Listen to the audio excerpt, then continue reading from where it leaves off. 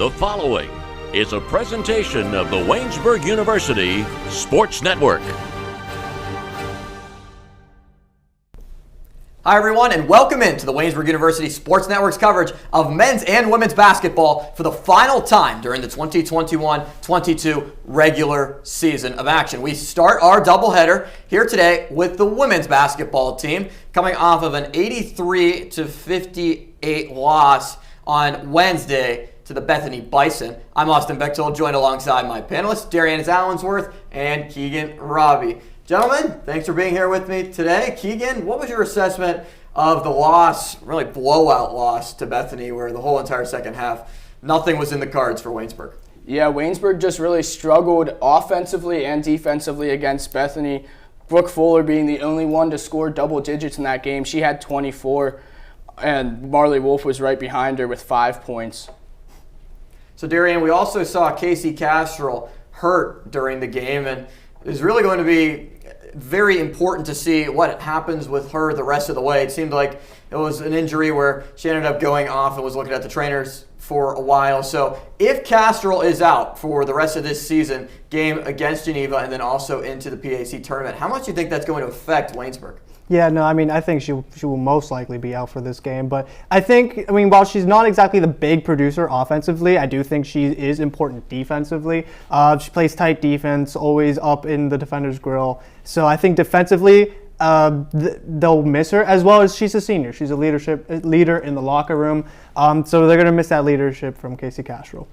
Keegan, these last 4 games of the Yellow Jackets to end this regular season have all been at home. How much do you think that helps with, I wouldn't say maybe momentum, but maybe a little bit more confidence, especially after struggling during the middle parts of the season, to be able to build up some success going into the tournament? Definitely having your fans behind you is a huge factor in the game. Even if they're not winning, they're still having momentum into the next game and having that support system behind them. So what did you see in the game on Wednesday that might have been something of a positive for Waynesburg? There were a lot of things that went wrong, especially in those latter half of the second half. But is there anything that you saw maybe in the beginning portions of the game that you were encouraged by? Yeah, as I said before, Brooke Fuller scoring 24 points, being the only one in double digits, but still that many points is a big factor in the game. And definitely other players getting off of the bench, Madison Dayton getting off of the bench, getting play time, getting experience as a young player, as well as some other players, as in Destiny, Robeson, and all of them. Darian, so there's a good chance that we're going to see Madison Dayton now inserted into the starting lineup. How do you think that she's played this season, especially alongside Brooke Fuller? I think she's played extremely well. She's almost like a mini Brooke Fuller if you think about it, because she rebounds, she scores, she plays extremely well defense, and she's always been that spark plug off the bench. I think she's good with her inserted into the starting lineup. They might start faster right out of the gate. And I think the only thing that worries me with her starting instead of coming off the bench is that the bench won't have that spark plug that'll help the offense if the starting lineup can't get the job done. I also think part of it is, too, and Brooke Fuller said to me before, that having Dayton playing alongside of her has helped to take a little bit of the pressure off her down low at the block and draw some more attention away from her and now more towards Dayton. But if Dayton does go into the starting lineup, Keegan, how will this really affect the depth of the Yellow Jackets, who really do not play that many players off the bench? No, they don't. Really, Madison Dayton's the only key player they play off of the bench. She's that hustler for Waynesburg off of the bench, the fire, to get them going if they're down by a few points. And that might be huge for them, I have a feeling. So they need to have other players step up coming off of the bench, as I said before, Destiny. Clock to be able to begin this doubleheader here on Senior Day. So these two teams situated right near each other, right next to each other in the standings. Geneva at 7th, Waynesburg at 8th in the President's Athletic Conference standings. So Keegan, what is going to be the main key for the Yellow Jackets to be able to pull out a victory against a team that's right near them and really close in the standings? Really just having other people score other than Brooke Fuller. There's out of all of the starters on Wednesday, there were only 9 points scored between all of them. And another thing is Avery Robinson needs to step up for Waynesburg. She had 21 points in the last matchup between Geneva and Waynesburg, and she was their leading scorer, as well as Marley Wolf with 14 points. Darian, Geneva coming into this game 8-14 overall and 7-10 in the President's Athletic Conference. What do you think that the Golden Tornado need to do to try to slow down Waynesburg, who's found some success as of late, but also in the first matchup between these two teams, a 79-78 win for Geneva, only 1 point back on January 15th? I think first and foremost you have to shut down Brooke Fuller. I mean, she's been leading Waynesburg offensively all year. Even though in that blowout loss against Bethany, she had a big game with 24 points, 8 boards, shooting 10 of 20 from the field. So I think if you're Geneva, you're going to have to stop her defensively. And their top 2 leading scorers, Cynthia Stewart and Mia San Nicholas, need to have good games. Mia had 21 points in their last game against St. Vincent. I think if those 2 lead offensively and they're able to stop Brooke Fuller, then they should win the game. So, Darian, do you think that the Yellow Jackets pull out a victory on Senior Day against Geneva? As much as I would like to say yes, I do think that Geneva will win. I do think the loss of Casey Castro was huge. We talked about it before. Moving Madison Dayton to this, most likely to the starting lineup, is going to pretty much not have much offensively coming from the bench. And I think you lose her defensively. And like I said, I think their top two leading scorers for Geneva are going to really show up. Keegan, who do you have? I have Geneva as well. As Darian said, Casey Castro is a huge loss for Waynesburg if she doesn't play today, and a huge senior leader for them as well. She's not going to be on the court. She'll be on the bench leading her teammates, but on the court is a huge difference than being on the bench, so I have Geneva as well. I think that the Yellow Jackets are going to find a way. There's something about Senior Day that I think is just special and unique to the players, especially when they go out there and are able to compete. And Brooke Fuller, I think, is going to have a good performance. But look out for Avery Robinson as well as Marley Wolf to be able to try to chip in alongside of Fuller to be able to help her and be able to propel to a victory against Geneva and avenge that 1 point loss earlier on in the season. But we mentioned Senior Day. Let's send it down to our senior announcers, the team of Riley Holsinger and Tanner Saprosky at the Rudy Marisa Fieldhouse. Gentlemen, the floor is yours.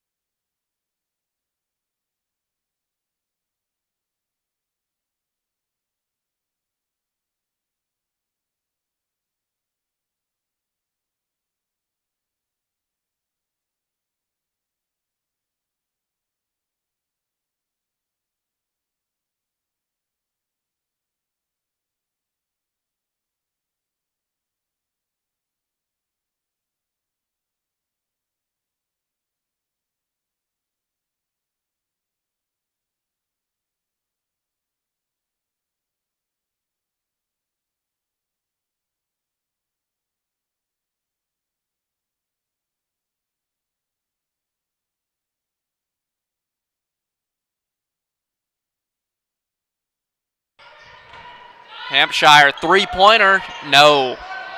Rebound here. Out of bounds from Jackson. Waynesburg takes over on offense. And speaking of Leighton Croft, she'll be the person inbounding the ball here. We've seen a couple contested threes so far from Geneva and expected to see a lot of that with this high-tempo offense, averaging 68 points per game. That's third best in the President's Athletic Conference. But you look down at their shooting percentages, just 32% from the field, which is 8th in the conference. And they take a lot of threes, but only make 24% of them. Again, 8th in the conference, but high-powered offensive team here in Geneva, just maybe not the most efficient. A whistle, and it looks like a foul on the court here on Isabella Roth. Her first and the team first for Geneva. First foul of the game early on here with 8:34 left to go in the first quarter. Avery Robinson. Fuller thought about a mid-range jumper. Fuller working down low on the double team, not able to get it to go. Roth with the rebound and charging up the court. Roth over to Jackson, three-pointer, no good. Roth with the rebound again, put back from her. No good, rebound, Fuller here. And the ball will go out of bounds off of Emily Buheit's hand. Waynesburg back on the attack.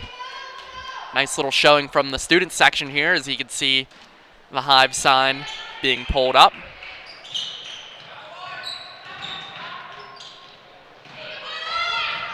Nika Dansby finds a wide open Marley Wolf here. Mid-range jumper for Wolf. No good. Rebound, Geneva. And an easy layup here for Isabella Roth. Her first basket of the game. Roth averages just shy of 10 points per game this season. And it was an interesting turn of events right there. Leighton Croft just inbounded the ball off of the first row of the bleachers. But before that, a beautiful pass from Emily Buheit to Isabel Roth in transition to get that layup. And then, yeah, just a strange play underneath as Geneva goes with a hockey substitution here as well early on. Yeah, Geneva certainly likes to sub in a lot of different girls.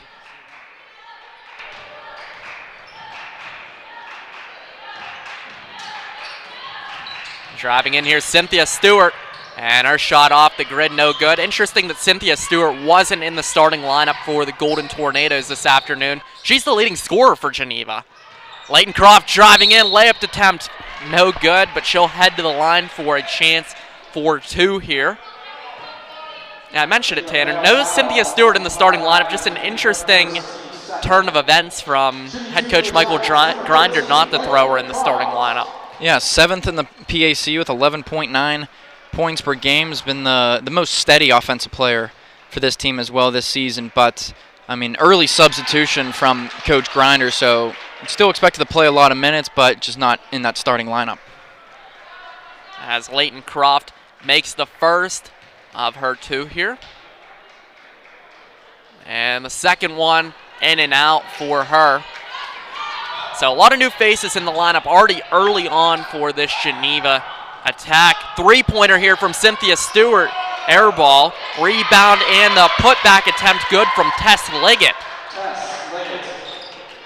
And Geneva playing tough on defense so far early in this one with the press. Ball knocked out of bounds. Waynesburg able to take over. Looked like that one went out of bounds off of Cynthia Stewart. And all these substitutions could cause Waynesburg some problems with a short bench, and even shorter now that Castrol's basically out of this one. And that's the second poor inbound attempt that we've seen from Leighton Croft here. Just threw it right to Cynthia Stewart there for a turnover. It's already 2 turnovers off of inbounds from Leighton Croft. And Madison Dayton will check into the game for Leighton Croft here. I certainly don't want to give up those turnovers early on in this one. Inbounding the ball is Abby King. King with it. Over to Stewart. Stewart driving in. Three-pointer from Geneva. Airballed once again. King able to grab the rebound here. Stewart driving in again. Layup attempt falls, but they're going to send her back to the line here at the end one. Oh, no, they're going to call it a offensive charge here on Cynthia Stewart. And again, it was Anika Dansby. She's been doing it all season staying strong down low in the paint. Stewart had a good bit of momentum going forward, running into Dansby, and just Waynesburg able to keep possession, or turning it over now, so Geneva catching a break there after being called for that charge. And the first time that these two teams played, Tanner, there were a lot of turnovers from Waynesburg, but Waynesburg really cut down on turnovers over the past month of the season, but early on in this one, they're just being turnover prone once again. Stewart, shot no good, rebound here from Avery Robinson. In that first matchup between these two teams, I think the real difference, because it was only a 1-point game, but the real difference maker was Waynesburg had 32 turnovers. Geneva turned that into 31 points, 25 coming on the fast break. So when you're getting 25 fast break points, those are easy buckets. That's a good recipe for success. King layup doesn't fall, and Waynesburg already has 5 turnovers in this game. Make it 6 as they call Madison Dayton for a travel here. So not the start that the Yellow Jackets would have wanted. Another line shift here from the Golden Tornadoes. Definitely not the start that Waynesburg wanted, but still lucky only to be down by 1. Geneva has missed a lot of shots in this game as well, so if Geneva is able to step up its shooting, it could get ugly. Isabella Roth not able to get the putback attempt to go, and yeah, Geneva has been struggling as of late in shooting the ball. We talked about it a little bit before the game started. In the loss on Wednesday, Geneva just shot 25% from the floor, 9 from 3. Marley Wolf driving in the paint here. Layup falls for the Wolf of High Street. Marley Wolf with her first points in this game. Great take there by Marley Wolf. Caught the ball in the corner. Nice up fake and drive to the rim. Good layup and good defensive stand there by Brooke Fuller on the other end. Yeah, shot put up there from Mia San Nicolas from Guam, but not able to get it to go. Fuller, tight defense on the play. Jackson inbound it here. Finds Isabella Roth. Jackson driving in, ball goes off of her leg into Avery Robinson's hands. Robinson to Dansby. Dansby layup attempt no good, but she's fouled on the way up. Dansby will head to the free throw line for a chance of 2. That foul will go on Emily Buhite. Already Geneva has 4 fouls in this game. Anika Dansby so far this season been shooting 62% at the free throw line. First one goes in here from Dansby. And Destiny Robeson already checking into this game early on. Avery Robinson will go out. Dansby, 2 for 2 at the line. And Dansby last game, no points on 0 for 5 shooting. Not known much of a score, but this one's going to be close. She's going to have to contribute a little bit. Jackson driving in, passing it all around here. Buhite, layup, doesn't go for her, able to grab her own rebound, blocked by Fuller.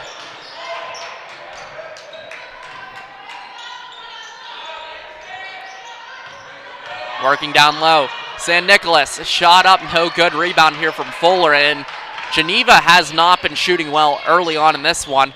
Marley Wolf driving in, layup no good. Ball goes out of bounds. You're going to say that was off of Madison Dayton. Waynesburg still holding on to a 9-6 lead, just past the 5-minute mark here in the first quarter. Layup here, falls for Anna Hampshire, and she'll get a chance at the line for and one. Leighton Croft checks back into the game this time for Brooke Fuller here. They get that foul against Destiny Robeson, her first of the game. Team's second already. Missed free throw. Rebound here from Anika Dansby. Waynesburg still holds on to the 1-point lead. And ball goes out of bounds once again here on Madison Dayton. So neither of these teams have been too efficient from the floor early on. Waynesburg just shooting 33%. Geneva 4 for 19 early on in this one, just shooting 21% from the floor. Buhite over to San Nicolas. Isabella Roth, 3-pointer. How about yes? Isabella Roth with 5 points now. The game's leading scorer. Geneva takes a 2-point lead from the three from Roth. Robeson past the timeline. Intercepted San Nicolas. Good press break there from Waynesburg. Just Robeson trying to get it down low to Wolf. Threw it away. Roth wanted back-to-back threes, unable to get it to go though. Geneva set for another line change on the attack. Dansby driving in. Over to Dayton, deep two from her.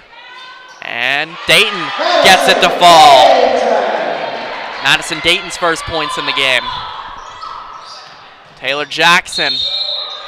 And that'll be whistled off. Called travel on Jackson here. Waynesburg takes over on offense.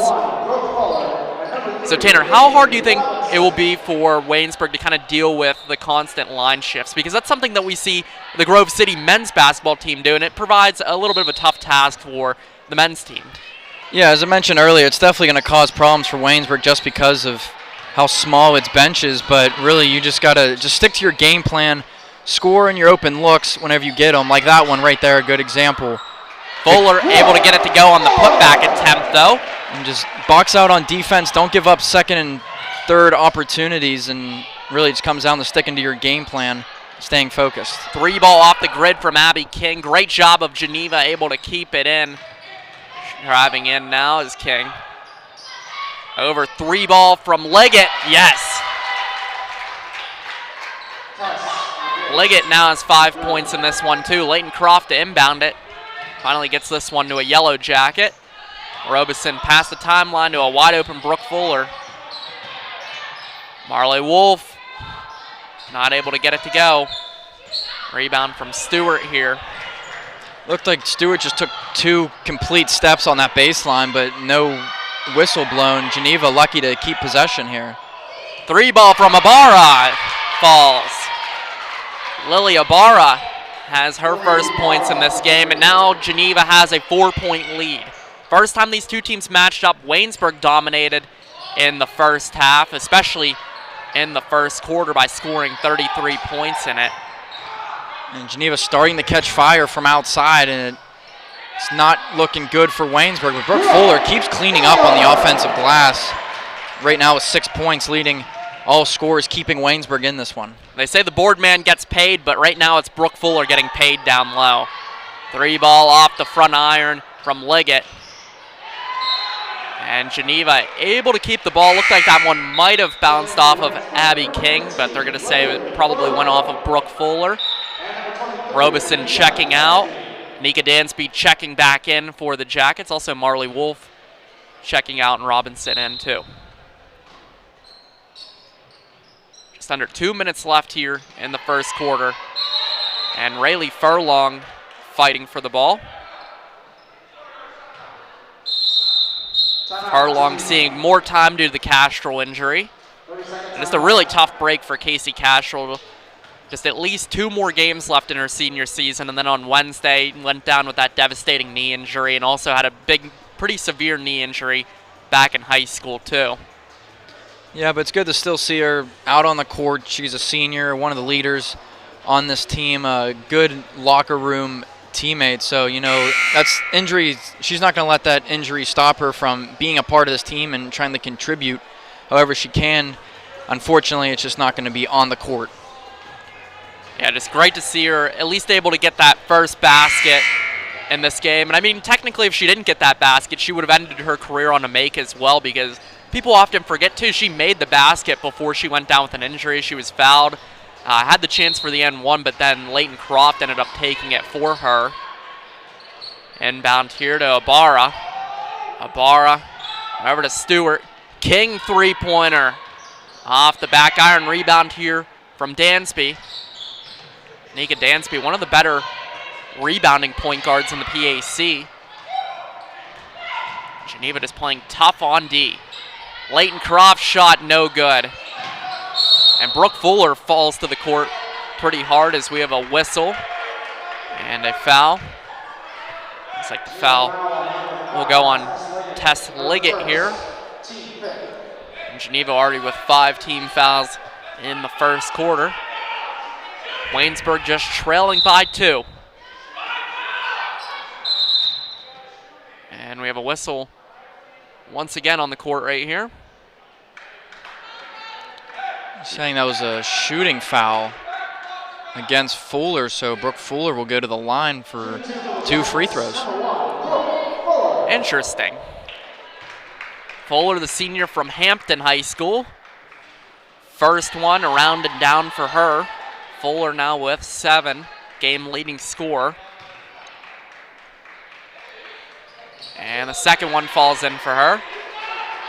So Waynesburg all knotted up at 17 here.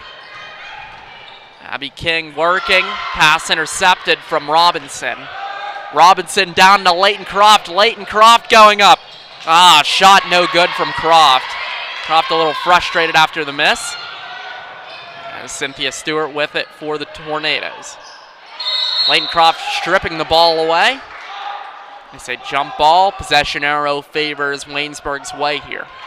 Not a good layup on the other end, obviously, by Leighton Croft, but great hustle to get back on defense. Almost came away with the steal, but gets possession for Waynesburg either way with the jump ball. Dansby working hard right now. Rayleigh Furlong, mid-range jumper. It falls for her. Rayleigh Furlong has herself a basket early on in this game. Waynesburg up by 2 again. Kinger driving in, guarded by Furlong. Kinger's shot up, no good. Rebound from Fuller. Brooke Fuller, second best rebounder in the President's Athletic Conference. Leighton Croft, deep 2 here. Croft, no good off the side of the backboard. And Anika Dansby falls to the court hard. Driving up to King.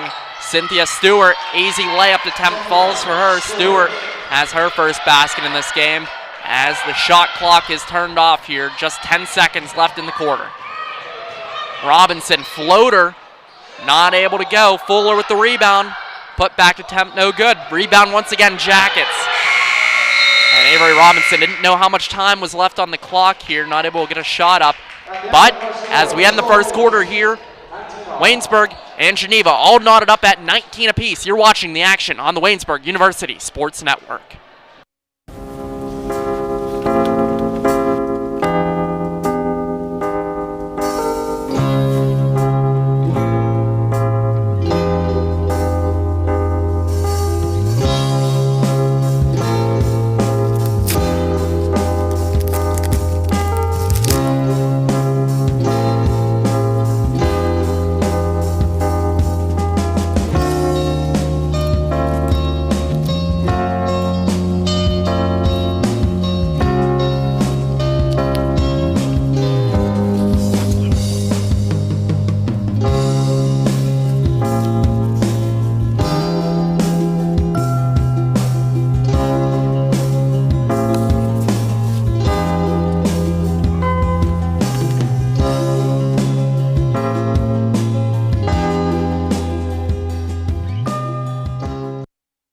All tied up at 19 apiece here in this matchup between Waynesburg and Geneva, and that's no surprise to me, Tanner. The first time these teams matched up back in January, Geneva just able to get a 1-point victory against the Yellow Jackets.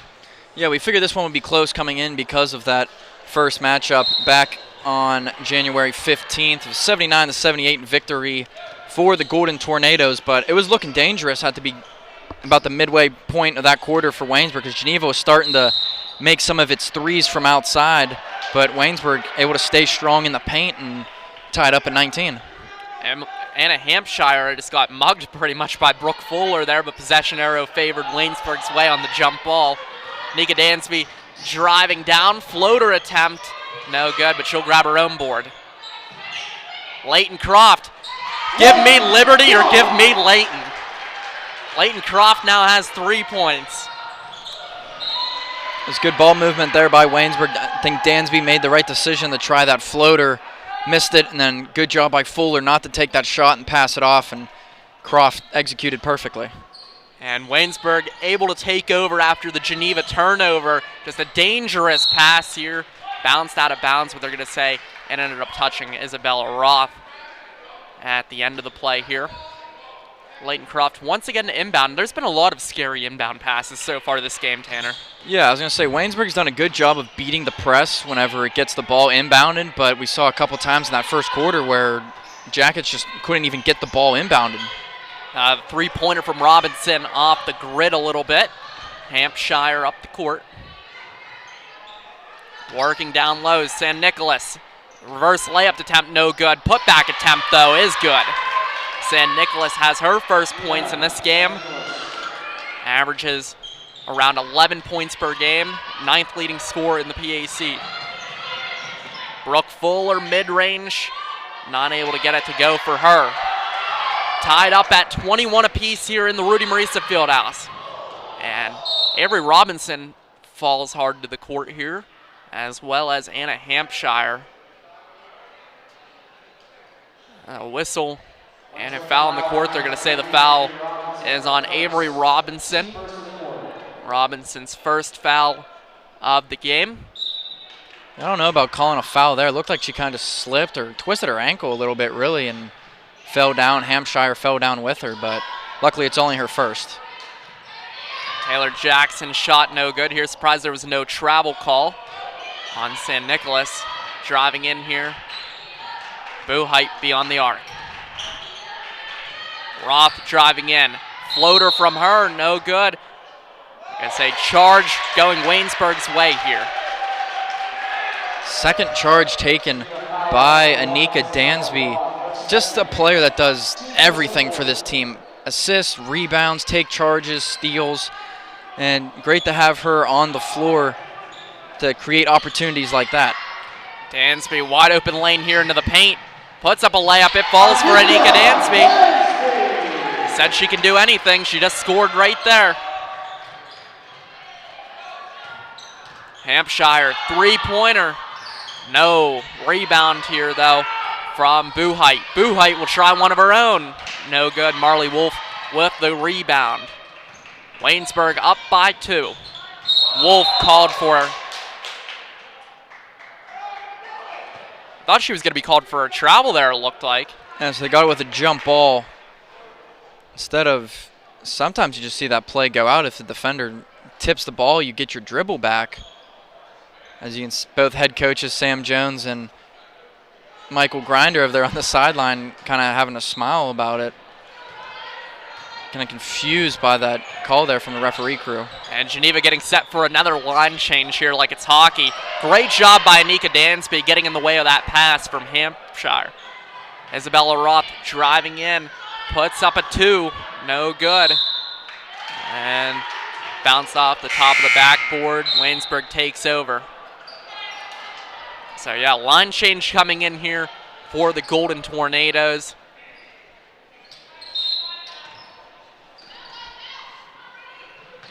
And Leighton Croft just once again passed it to really nobody on the play. Have a 2-pointer here from Kinger, no good from her. A rebound and the putback from Shannon Wolf. I was going to say they just brought in more size with the 6'1 senior Shannon Wolf to guard Brooke Fuller on one end, but comes in on offense and immediately scores a bucket down low. Anika Dansby driving. Pass almost intercepted by Cynthia Stewart. Great job from Shannon Wolf to deflect that, and Cynthia Stewart running down the court now. Stewart shot no good here, but rebound and a 3 from Liggett off the grid. Fuller hauls in the board. And head coach Sam Jones telling his troops right now to settle down a little bit. Though Geneva playing tough defense so far in this contest. Dansby waiting for the play to develop. Lob here to Fuller. Fuller gets it to go. Brooke Fuller with 10 points early in this game. Lost on Wednesday. She had 24, half of the team's points. Stewart over to King. King for 3. It falls for her.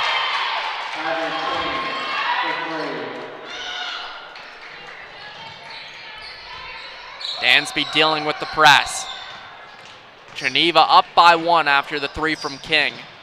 Marley Wolf will try a 3 of her own, and no good from her. Ball will go out of bounds. Mr. Jesse Kane able to grab it for the referee. So back and forth here between Waynesburg and Geneva. Cynthia Stewart wide open in the corner.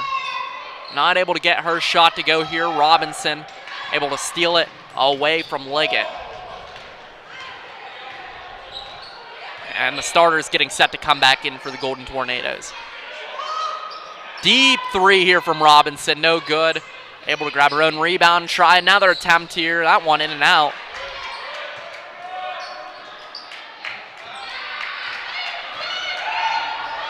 Cynthia Stewart just capitalizing on the fast break.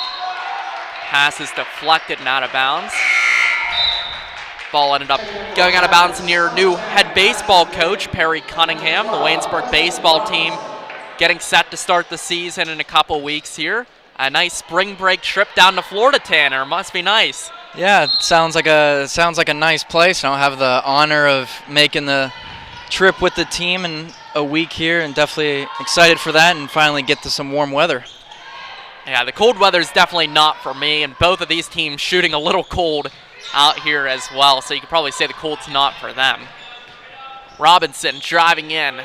Pass deflected, will go out of bounds. Gonna say it was a kicked ball, but will go Geneva's way here. Geneva will take over on possession. I mentioned both these teams shooting cold out here. Waynesburg 0 for 3 from 3, and Geneva 20% from 3. Three ball from Jackson, no good.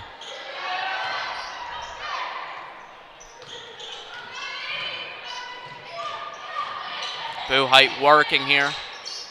Over to Hampshire. San Nicolas layup falls for her. San Nicolas with 4 points now. And San Nicolas has been kind of quiet today. I thought she would have a bigger impact. Still playing well as she comes up with that steal here. Oh, Destiny Robeson did a great job of deflecting that ball to Avery Robinson. Robinson, turnaround two, no good. Just a heave here to Madison Dayton. Just very interesting. Just sloppy play right now happening from both of these teams here, Tanner. Timeout called from head coach Sam Jones, trying to calm down his troops. Yeah, a lot of back and forth and just those long passes. I mean, usually you don't want to go to that, but we saw two examples right there. They both got intercepted. Coach Jones taking a timeout. Still Waynesburg only down 3, still just over 4 minutes left here before halftime. I mean, to me, it seems like Geneva's scored in more flashy ways, hitting a couple three-pointers. Waynesburg hasn't hit a three-pointer yet. Most of the work coming from down low in the paint. Fuller with 10 points. And Waynesburg only down by 3, despite seeing like Geneva's kind of had control over this game. And we're definitely seeing Geneva's fast-paced, high-tempo offense at work from head coach Michael Grinder right now. Michael Grinder has an interesting career and an interesting path.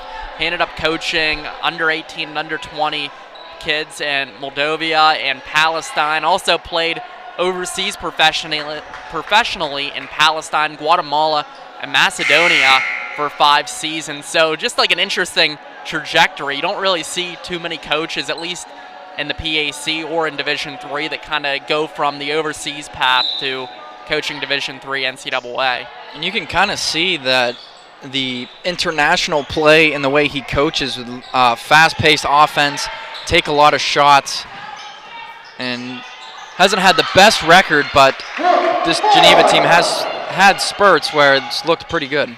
Jackson driving in here, reverse layup, no good from her. Robeson with it now, and you talk about scoring a lot of points. That's something that Brooke Fuller definitely does, has 12 points in this contest after her made basket. Marley Wolf driving in here, the Wolf of High Street, fouled on the way up though. There's 3 Golden Tornadoes swarming to her. San Nicolas' first foul in the game. And Geneva just subbing everybody in and out very repetitively here at the Rudy Marisa Fieldhouse. Marley Wolf at the charity stripe for a chance for 2. And the first one goes in here from Marley Wolf, the Riverside product. Was a 1,000-point scorer in her time at Riverside. Effective from the free throw line as well, 70% shooter this season there. And the second one falls for her. Marley Wolf now has 4. Waynesburg back with a 1-point lead. pass is just being chucked up the court here. Geneva able to regain possession, though. Madison Dayton playing aggressive like she always has. Yeah, no foul call on that one. They just said Dayton hit the sideline out of bounds when she came down with that ball, which she did. I think the Waynesburg bench was expecting a foul. Three-pointer here from King. No good. Rebound from Wolf. Wolf charging up the court here. Layup from Marley Wolf falls. Marley Wolf being a little spark in the lineup right now for the Yellow Jackets. Marley Wolf only averaging 8.5 per game, had 5 points last time out against Bethany, but she's played very well so far today. Comes up with a steal and another opportunity. Marley Wolf driving down and gets it to go. Marley Wolf on a little 6-0 run herself here. Cynthia Stewart commanding the attack, the leading scorer for the Golden Tornadoes, and intercepted from Madison Dayton, so Geneva's sloppy play is catching up with them here. And Waynesburg is getting ready for a little line shift of their own here. Rayleigh Furlong in the game. Over to Dayton. To Fuller. Fuller not able to get it to go, though, but Dayton with the board. Fuller gets it to go this time. Brooke Fuller with 14 points in this first half, and now Waynesburg with a 7-point lead. Great play there. That was all set up by Madison Dayton. Missed her own shot, but of course crashing the offensive glass and making the smart move to get it to Fuller. And Shannon Wolf working down low. Fouled on the way up, though. She'll head to the free throw line. They're going to call the foul on Brooke Fuller. As we'll have Anika Dansby, Avery Robinson, Leighton Croft, and Cameron Watson checking into the game for everybody not named Marley Wolf. 9 out of the 10 players on the floor, or 8, because Wolf's still at the line, getting subbed out, but Wolf will get subbed out after these foul shots. And that free throw from Wolf, not able to fall from her. See if she'll have better luck in the second one. And she doesn't, though. Geneva able to capitalize with the offensive rebound. Three-pointer here from Buhite, not able to go. Robinson over to Leighton Croft. Croft driving in. Pass is intercepted from Isabella Roth. Taylor Jackson, wide open three-pointer. Doesn't fall for her. But the putback attempt falls from Emily Buhite. Buhite's first points in this game. Nika Dansby dealing with the press a little bit here. Robinson, wide open three-pointer. Not able to go for her. Taylor Jackson working down court again. Tried to find a wide open Anna Hampshire, not able to do so. Yeah, Hampshire was wide open. Jackson didn't really see the pass coming to her initially and then had to make that quick decision to try to get over the Hampshire and just threw it over there to Perry Cunningham's son. Made a good catch over there on the baseline. Leighton Croft over to Avery Robinson, and Robinson's been struggling in this game. 0 for 6 shooting, 0 for 3 from three-point land. This pass just off the grid from Anika Dansby. Layup attempt no good from Isabella Roth. Head coach Sam Jones yelling for his team to slow down. Leighton Croft working. Gets her mid-range jumper to fall. Leighton Croft with 5 points in this game. Good shot fake there from Croft. Got the defender up in the air and then calmly able to sink that mid-range jumper. Waynesburg with a 7-point lead after the Croft jump shot here. Foul on the court, though, from Leighton Croft. Croft's first foul of the game.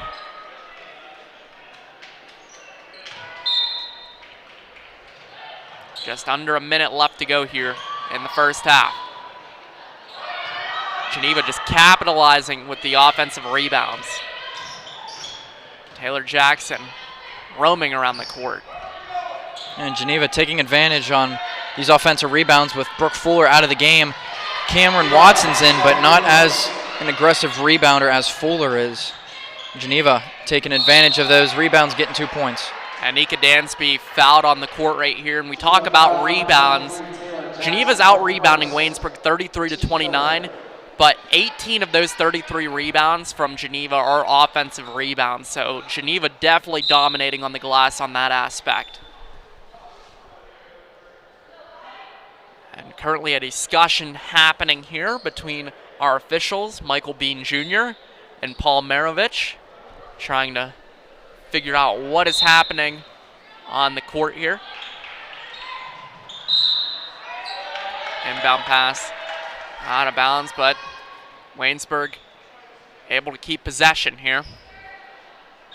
There's 35 seconds left in the first half, and once again, pass deflected out of bounds, this time at the Waynesburg bench and everything. Destiny Robeson and Basson Dayton really weren't too prepared for that one. And that's the 5th or 6th time where Waynesburg has really struggled to just get the ball in play.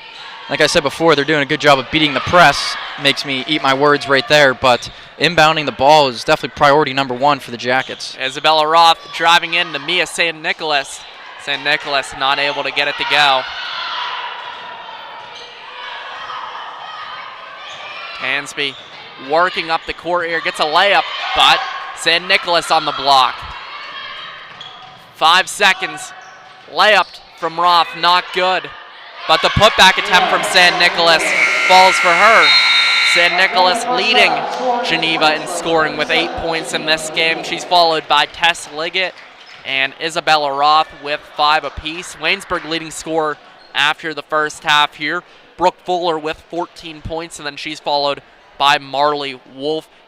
Tanner, it's been a pretty big battle so far, a lot of back and forth action and so far in this game, but a lot of it's been sloppy play from both of these teams. Yeah, I'm not going to sugarcoat it. It's been an ugly game, a lot of turnovers, a lot of missed shots and sloppy offensive rebounds with second chances, but like I was saying earlier, it seems like Geneva offensively is doing a better job than Waynesburg, but Waynesburg right now with a 3-point lead going into the break, and most of that is thanks to Brooke Fuller with 14 points in that first half. Yeah. But definitely some changes to be made by the Waynesburg coaching staff, as you can see on your screen already talking about that first half. But, I mean, you can't be upset that you're winning at halftime, but your game can definitely be better coming out into the second half. Yeah, 29 turnovers so far in this game. Waynesburg has 15. Geneva has 14. We'll be back shortly here on the Waynesburg University Sports Network. Welcome back. I'm Riley Holsinger, joined alongside by Waynesburg head wrestling coach Ron Headley. Coach, thank you so much for joining me here. Always a pleasure, Riley. I enjoy talking with you, and anything we can do for Waynesburg University comm department, you guys do a great job here. And it's the first President's Athletic Conference tournament back for you guys in a couple seasons here. Just how great is it to be back in wrestling in this tournament? Yeah, it's I'm looking forward to it, just being back home, and it's always exciting. The PAC tournament, you never know, everybody gets gears up for that a little bit more, I think, and you never know what the other team's going to bring, so it's always an exciting time. And earlier this season, you ended up announcing that you're going to be retiring at the end of the season here. So how nice is it kind of almost cap off your season with an event here at home? Now you still have regionals and nationals hopefully coming up soon here, but at least you get to have the PAC tournament back at home here in Waynesburg. Yeah, it is. It's nice that, having it home for the last event from here, and hopefully we're going to have some alumni guys coming back. So looking forward to just seeing some guys that, won some titles here at Waynesburg, and those meant a lot to me as a coach here. So having them in the gym and just with our guys, it's been a tough year, but I'm just looking forward to them giving us our best on Saturday. And you've spent a very lengthy career in coaching, not only here at Waynesburg University, also spent some time at Waynesburg Central, Jefferson Morgan. What ultimately got you into coaching? That's probably one of the main reasons I went to school. I wrestled, and then right afterwards I graduated, and my old junior high coach asked if I wanted to be a part of it. And after that, I just really loved the coaching part, and I get so much more enjoyment out of watching guys accomplish their goals and coaching than I ever did as an athlete myself. And it's just something I've enjoyed even at the high school level, just coaching different sports and just working the one. I just think you get to know the students a little bit better, and just that relationship means a lot. Not just the wins, losses, the competitions, but just getting to see them in different lights, and those things mean a lot to me. And how tough do you think that is going to be for you to walk away from at the end of the season? It'll definitely be different next year, just not having to worry about, hey, who's going to make weight, who am I going to have for this match, those kind of things. Those are things that probably won't miss as much, but just the one-on-one time, just being in the room and having fun with guys and enjoying that part, those are the things that I definitely will miss. And one coach that's been by your side for the majority of your coaching career, John Yates, just explain a little bit more of the relationship between you two. It's just, he was the high school head coach, and when my boys started back in junior high coming up through, I said, hey, I'd like to just help with that program. Took me on. Then I went up with my younger son when he got to the high school level, and John and I just seem like we've always been on the same page. We think a lot alike, and I can't think of a better technician in the room. And just having him come back this last year and helping with our program again means a lot. He started here with me, and that's the whole reason I took the job. I said, hey, if you'll come on, I'll take the job here. And he's just like another head coach. He knows the sport so well and works so well with our guys. It's just meant a lot to have him. And another coach that you've spent a lot of time with recently, assistant coach Geneva Waynesburg, just how great has it been working with him over the past couple of years? Really good. G's taken on a lot of the responsibility as just like a head coach. Like does a lot of, the social media thing he's just really good at. And if you ask anybody, he knows every wrestler from everywhere, scouting, doing those, recruiting, and he's just done an awesome job with that. I can't say enough about how much he's done for our program. And then over your coaching career here, not only at Waynesburg, Jefferson Morgan, or Waynesburg Central, you got to coach a lot of successful and accomplished wrestlers. Everybody points at Kerry Colac, Coleman Scott, and even recently, Jake Evans. Just how blessed are you to be able to coach some really incredible athletes and wrestlers? I think you hit it exactly right, and we just try to get the best out of them. I just, really think that I've been blessed here, and throughout, just, it could have been anyone in those shoes, and just I always just look at it as just trying to guide them to have the best success they can have. And I remember in an interview a couple years ago that I ended up having with you is you said one of your favorite things about coaching wasn't really being able to coach those successful guys. Now, that's obviously a great part of coaching when you have athletes that are that incredible, but it's also those guys in the wrestling room that work hard. And the one guy that pops to mind for me right now is Corey Supon. Guys like those. What really makes you like coaching guys like that? Just that, they're not just about themselves. They're about the whole team aspect, and they'll do anything to help other people. And, you just know those kind of guys are going to be successful when they get later in life in a job. And if I was an employer looking for someone like that to hire, that they're going to give you everything in the workplace and he just would do anything, never miss practice, always there. And there's the time commitment that they put in, and not seeing a whole lot, success on the mat, but just otherwise, it just says volumes of what they do. And, we've had so many of those guys that just contributed like that. And that's why it's been, for me, even Jefferson, Waynesburg, and here, all those kind of things. From the lowest wrestler we had, the most successful, those things those I'll never forget, every one of them. And your son, wrestling runs in your family as well. Your son was a very accomplished wrestler as well, now an assistant coach at Pitt. And you also got to work with him a little bit here at Waynesburg University as an assistant coach while he was here. Just how great was it that you were able to work with your son in wrestling?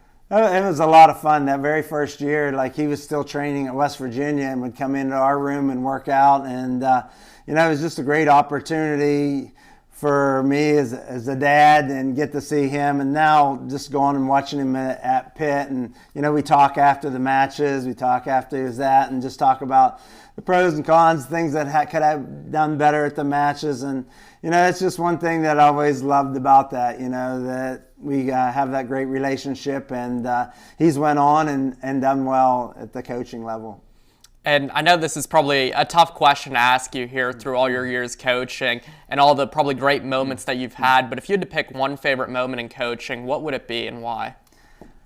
I'm not sure if there would be one. I know that question comes up a lot. Is there one particular thing that, and I can't say that there is one. I mean, there's highlights. I mean, I look back at the Teal and W&J matches a lot of times when we thought we weren't going to win, and somehow we played. I mean, even the last one 2 years ago over there that we didn't think that was going to be able to win. And then I can think of the one time we're wrestling Teal and Anthony Bonaventura goes into overtime and then gets a fall, and just the excitement on our team bench and in the crowd, those kind of things, just really, and I can still, people had pictures of that, that excitement of everybody around, and those are things that do stand out a little bit about the program. Yeah, and the last time that you ended up winning a President's Athletic Conference title, I was a part of the team back then, just a couple years ago, and it was kind of one of those moments as well where we were down in the finals and everything. We had a lot of people step up, Matt Lascola, Josh Kuslock, and then Jake Evans closes off the night.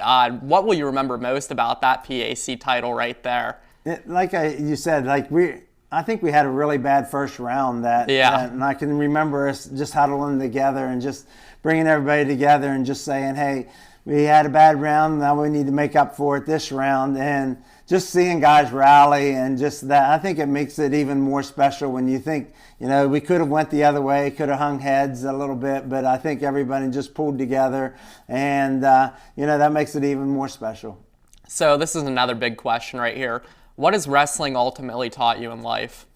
I've always said as a coach, I think the discipline of it, my dad always just told me that no matter what I do, try to do it the best of my ability. And I think you do that when people are watching and whenever you're by yourself or you're trying to plan things out. When people don't see it, I'm still trying to do the best that I possibly can. And we've had a rough year, and I feel bad for our guys with injuries and things like that, but still every day just trying to plan a practice, trying to get our guys motivated just to get through, because I still care for every one of those guys that, how hard they work, everyone. And one final question right here. What is next for Coach Headley? Well, I have 3 grandchildren, so I got one that's just going to be turning 5 in April, a little boy, so I'm anxious. I was just wrestling with him on this weekend at his house. He has a little mat, so looking forward to that and spending time. And then, just like you've coached, it's been 40 years. I started in '82, 40 years of coaching. And sometimes you feel like you weren't there for your family, sometimes missing some of their things. And I just want to be there for them and seeing their families grow up and spending time with them. Well, thank you so much, Coach, for joining me here. And make sure you tune in to WCTV for more Waynesburg sports content. Thanks. You're watching WCTV, where we aim to bring you the best local coverage of what you care about most. Everything from local businesses to hometown sports and the latest weather. We're keeping up to date with what you need to know about issues that affect our campus and our community. We're telling the stories that matter, celebrating our past, our future, and our potential. So tune in for all the latest buzz right here on WCTV Channel 14, Waynesburg.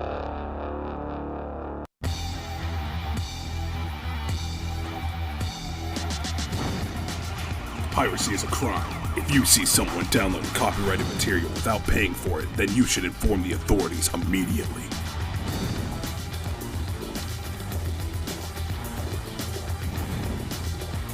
If you download any copyrighted material from the internet without paying for it, then you should go to jail.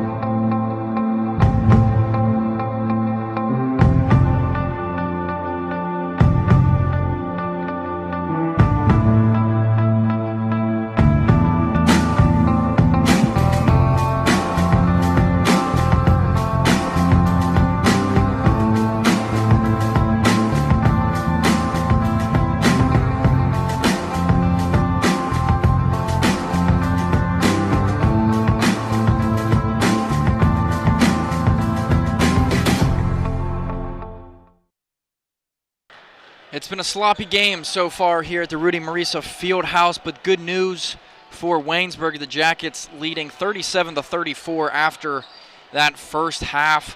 Geneva in the first 20 minutes shooting 27% from the field and 4 for 25 from beyond the arc. Waynesburg, better shooting day than the Golden Tornadoes, 39% from the field, 0 for 4 from 3, but surprisingly, I've only taken those 4 attempts from beyond the arc. Brooke Fuller leading the charge with 14 points. That leads all scorers in this one. Marley Wolf, a solid performance so far today through that first half. 8 points for the 5'5 sophomore Marley Wolf. And Mia San Nicolas, 8 points coming in the second quarter. Had a quiet first quarter, but stepped up in the second half, especially when Fuller was on the bench. But Riley, really, it's been a back and forth game, a lot of turnovers, a lot of missed shots, a lot of offensive rebounds. Yeah, not the game that either of these teams have wanted, but the game they deserve. There's been a lot of turnovers in this game, like you mentioned. There's been 29 total, 15 from Waynesburg, 14 from Geneva. So these teams definitely need to clean it up here in the second half, and Waynesburg needs to do a better job on getting rebounds. They're just getting out-rebounded here from Geneva by 5, but on the offensive board side, Geneva has 19 rebounds. That's not good if you want to win a basketball game. Geneva in 7th place with a 7-10 record. Waynesburg right behind them with a 5-12 record, but really the only movement that can happen in the standings between these two teams would be a Geneva win today and a St. Vincent loss to Teal. Then Geneva could move up to that 6th spot. Brooke Fuller, first touch on the ball in the second half, got stuffed by San Nicolas. Leighton Croft's shot off the mark, rebounded by Isabella Roth. First possession of the second half for the Golden Tornadoes. Buhite, 3 off the rim. San Nicolas offensive rebound again. Last touch by Fuller. Geneva keeps possession under the basket. And mentioning that Teal and St. Vincent game, currently right now Teal is winning by 2 points, so there could potentially be movement if Geneva is able to take care of business. Jackson, right corner, splashes home the 3 and opens up the scoring in the second half. Her first points of the game, 37-37, 50 seconds into the second half. Another risky pass there from Waynesburg, last touched off the fingertips of Anna Hampshire. Waynesburg keeps possession in the front court. Leighton Croft to inbound, and she's had troubles getting the ball in play so far today for the Yellow Jackets. Yeah, just a lot of turnover problems for Cross so far. Good fake there by Fuller, got 2 defenders in the air, and then finished at the rim. She's up to 16. First points of the second half for Waynesburg. San Nicolas drives, tries the reverse, missed it. Offensive rebound once again. Emily Buhite secures the second chance points, ties the game back up at 39. Waynesburg beats the press. Dansby, right wing. Wolf, Robinson open for 3, takes it, left it short. Buhite and Robinson fighting for the loose ball. Jump ball called. Possession arrow goes to Geneva. An early substitution here in the second half as well. Destiny Robeson coming into the game here for Leighton Croft. San Nicolas inbounds it to Emily Buhite, sophomore. Averages 8.5 per game so far with 4 in this one. Roth, right wing, 3, splashes in another, her second 3-pointer of the day. 8 points for Isabella Roth. Yeah, Roth really impressive from behind the arc. In the PAC, she is 3rd in 3-pointers made. Dansby stops, picks up her dribble on the elbow. Marley Wolf threading the needle down low to Avery Robinson, and her struggles continue as she misses from the left side of the rim. Here comes Taylor Jackson into the paint, had it knocked away. Buhite, left wing, too strong. Fuller and San Nicolas going after, and Anika Dansby kind of slowly just crumbling to the floor. Taylor Jackson supporting her, and Dansby now down on the floor for Waynesburg. 7:49 left in the third quarter. Geneva, the 3-point lead. Yeah, it was a little hard to see what was happening because kind of Brooke Fuller was blocking the way a little bit, so you couldn't really see what happened in that play that Anika Dansby ended up going down. But that'd be a big loss for this Yellow Jackets team that just lost Casey Castro on Wednesday. These aren't the losses that you want to have heading into the PAC tournament on Monday, especially for this game where it doesn't really make a difference for Waynesburg at all because Waynesburg's pretty much set in stone. They'll be playing against Teal on Monday here at the Rudy Marisa Fieldhouse. So it's not good to suffer these losses. Dansby was knocked around in that first half as well. She hit the floor a couple times where she drew a lot of contact, took those 2 charges in that first half. So her body taking a lot of damage so far, and we're just early into the second half. And you see the student section currently looking on here. A new addition to the student section. You see that little banner in the first row of the bleachers.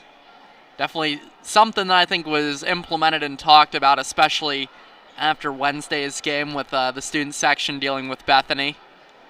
But still not good. Anika Dansby on the ground right now, the athletic training crew taking a look at her. Adam Dolan, more specifically, former Waynesburg graduate here.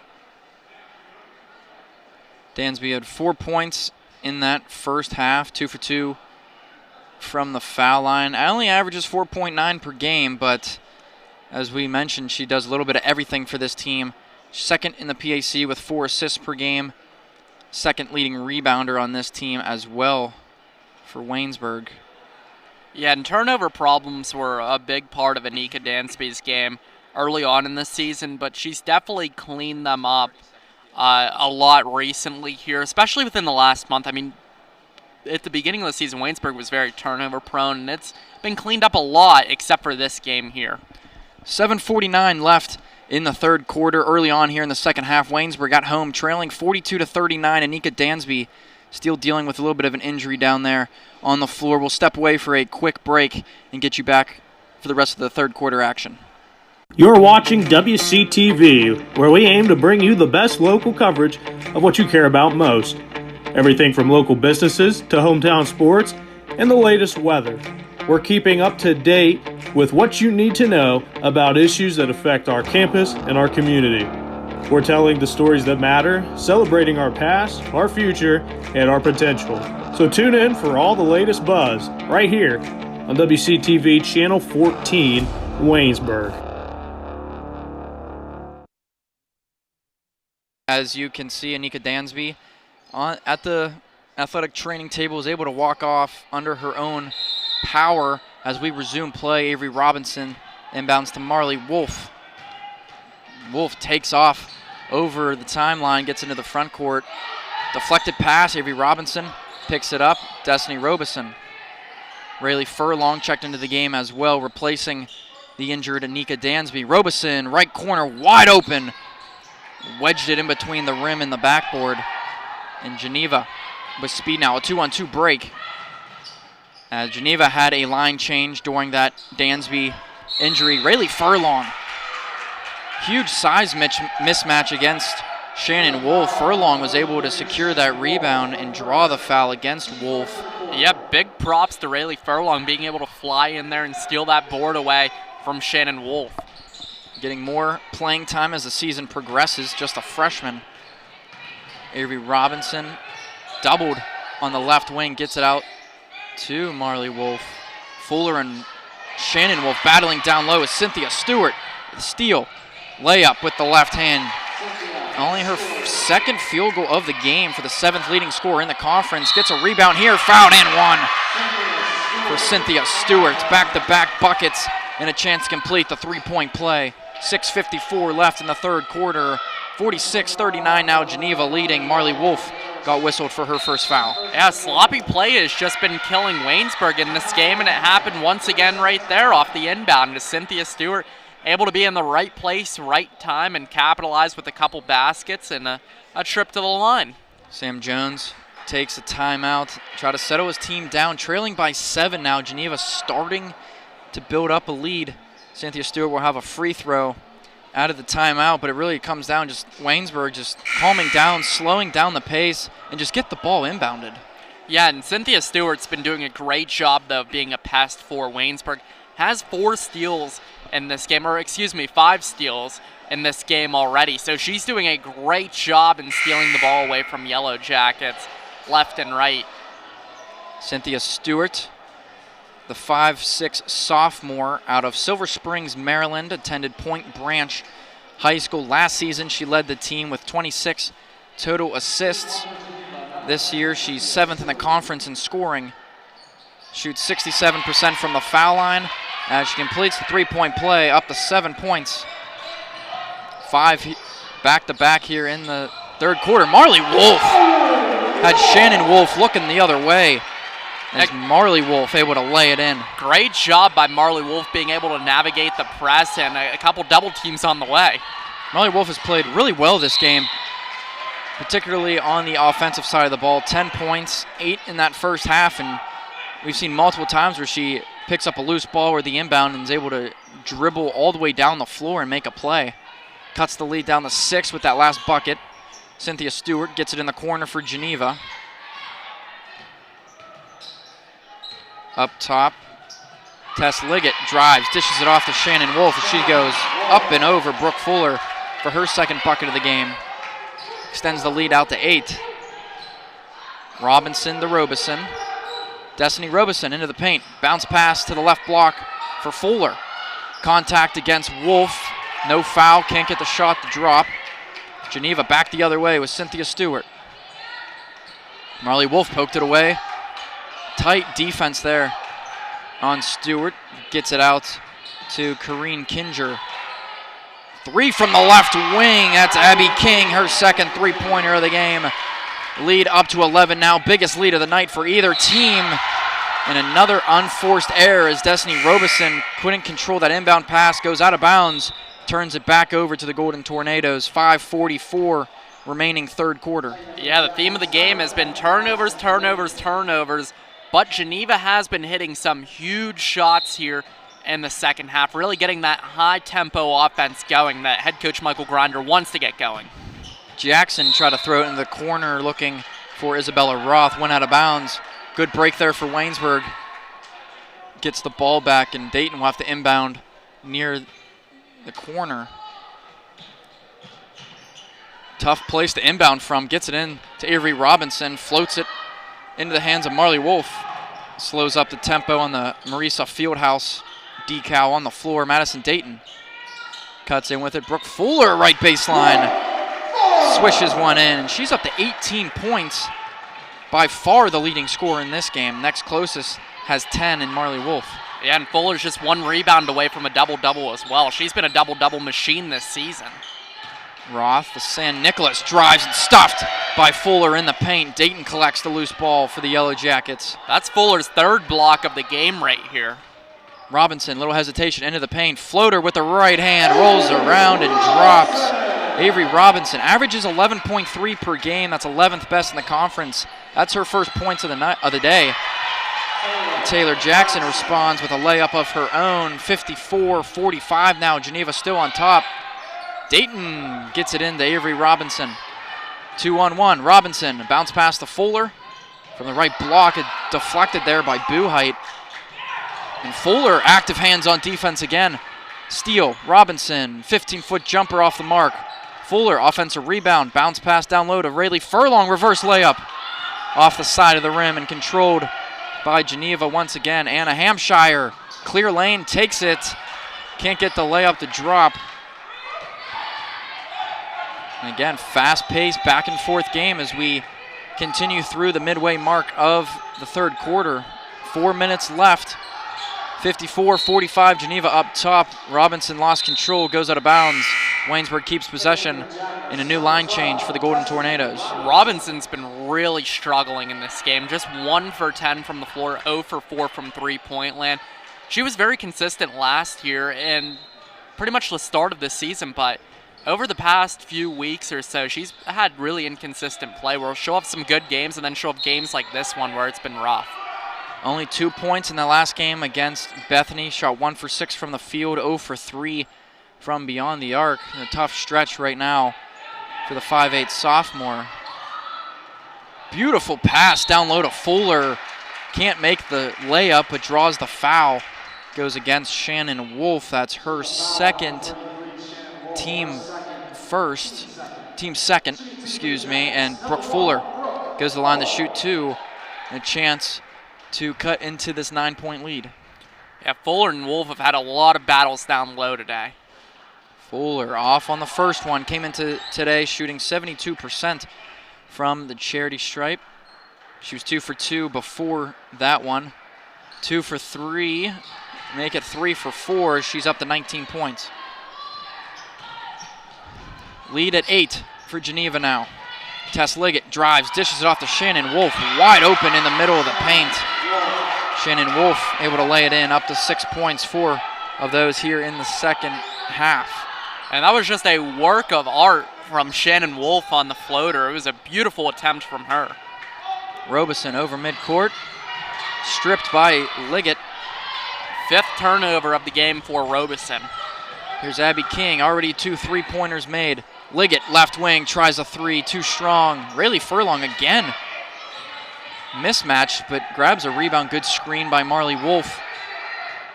Jackets now trapped near midcourt. Wolf gets out of it. Great pass down low to Robeson. One more to Fuller. Stripped, stolen by Cynthia Stewart.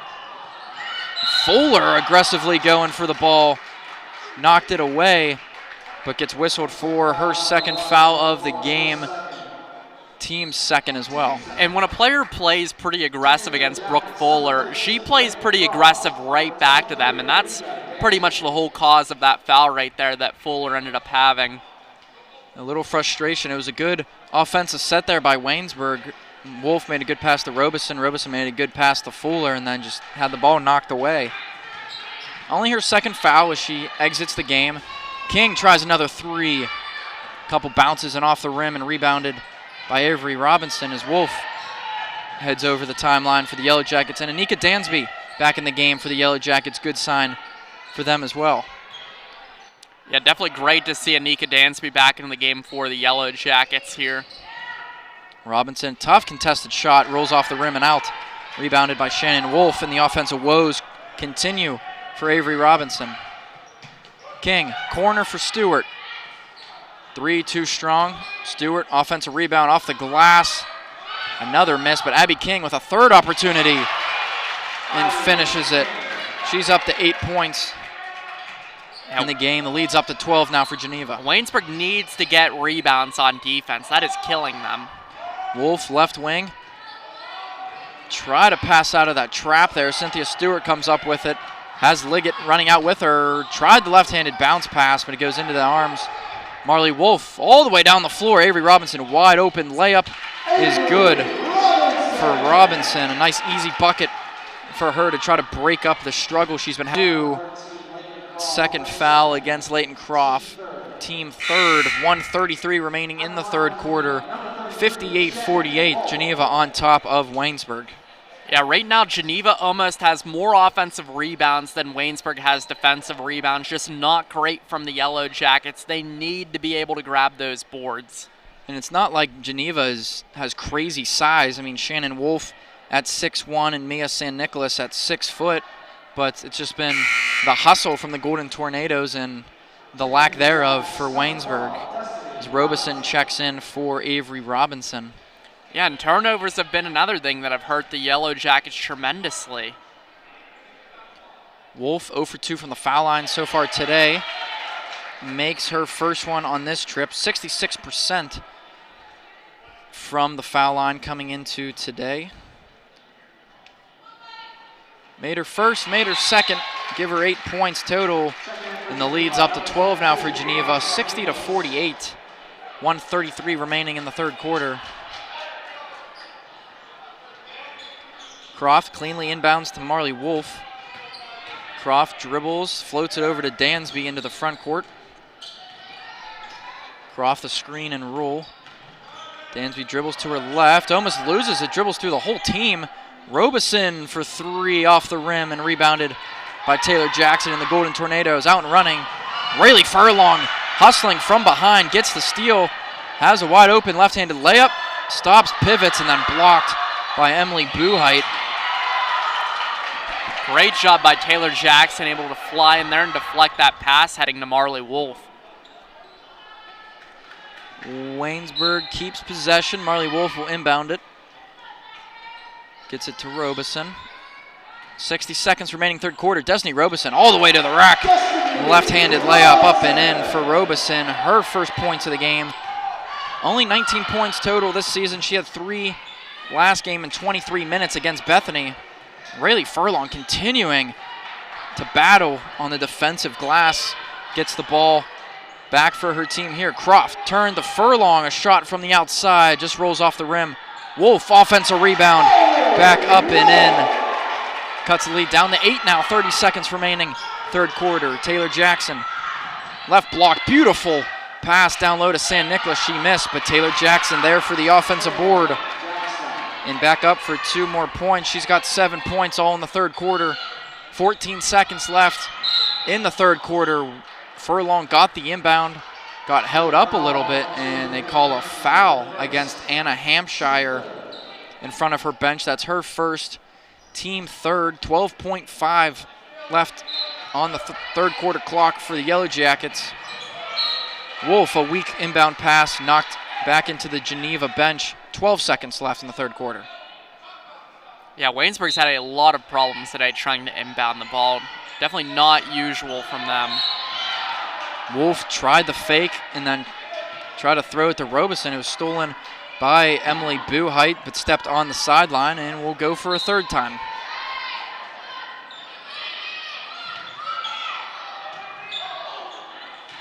Wolf floats it up to Dansby and then immediately loses possession. Jackson turns it back over to Marley Wolf for Waynesburg. Leighton Croft, left wing for 3. Well off the mark, rebounded by Dansby. Can't get the shot off in time as the third quarter clock expires. Sloppy last 20 or so seconds between Geneva and Waynesburg here.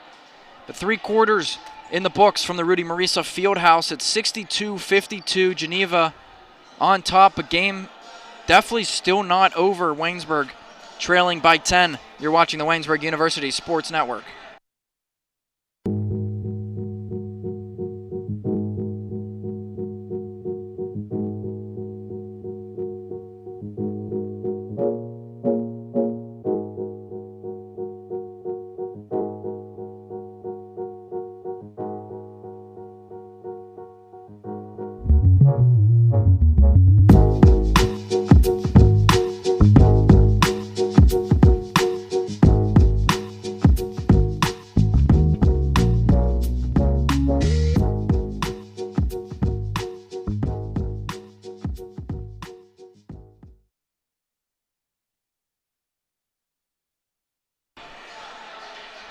(62-52) score from the Rudy Marisa Fieldhouse. The Geneva Golden Tornadoes on the road today with the 10-point advantage.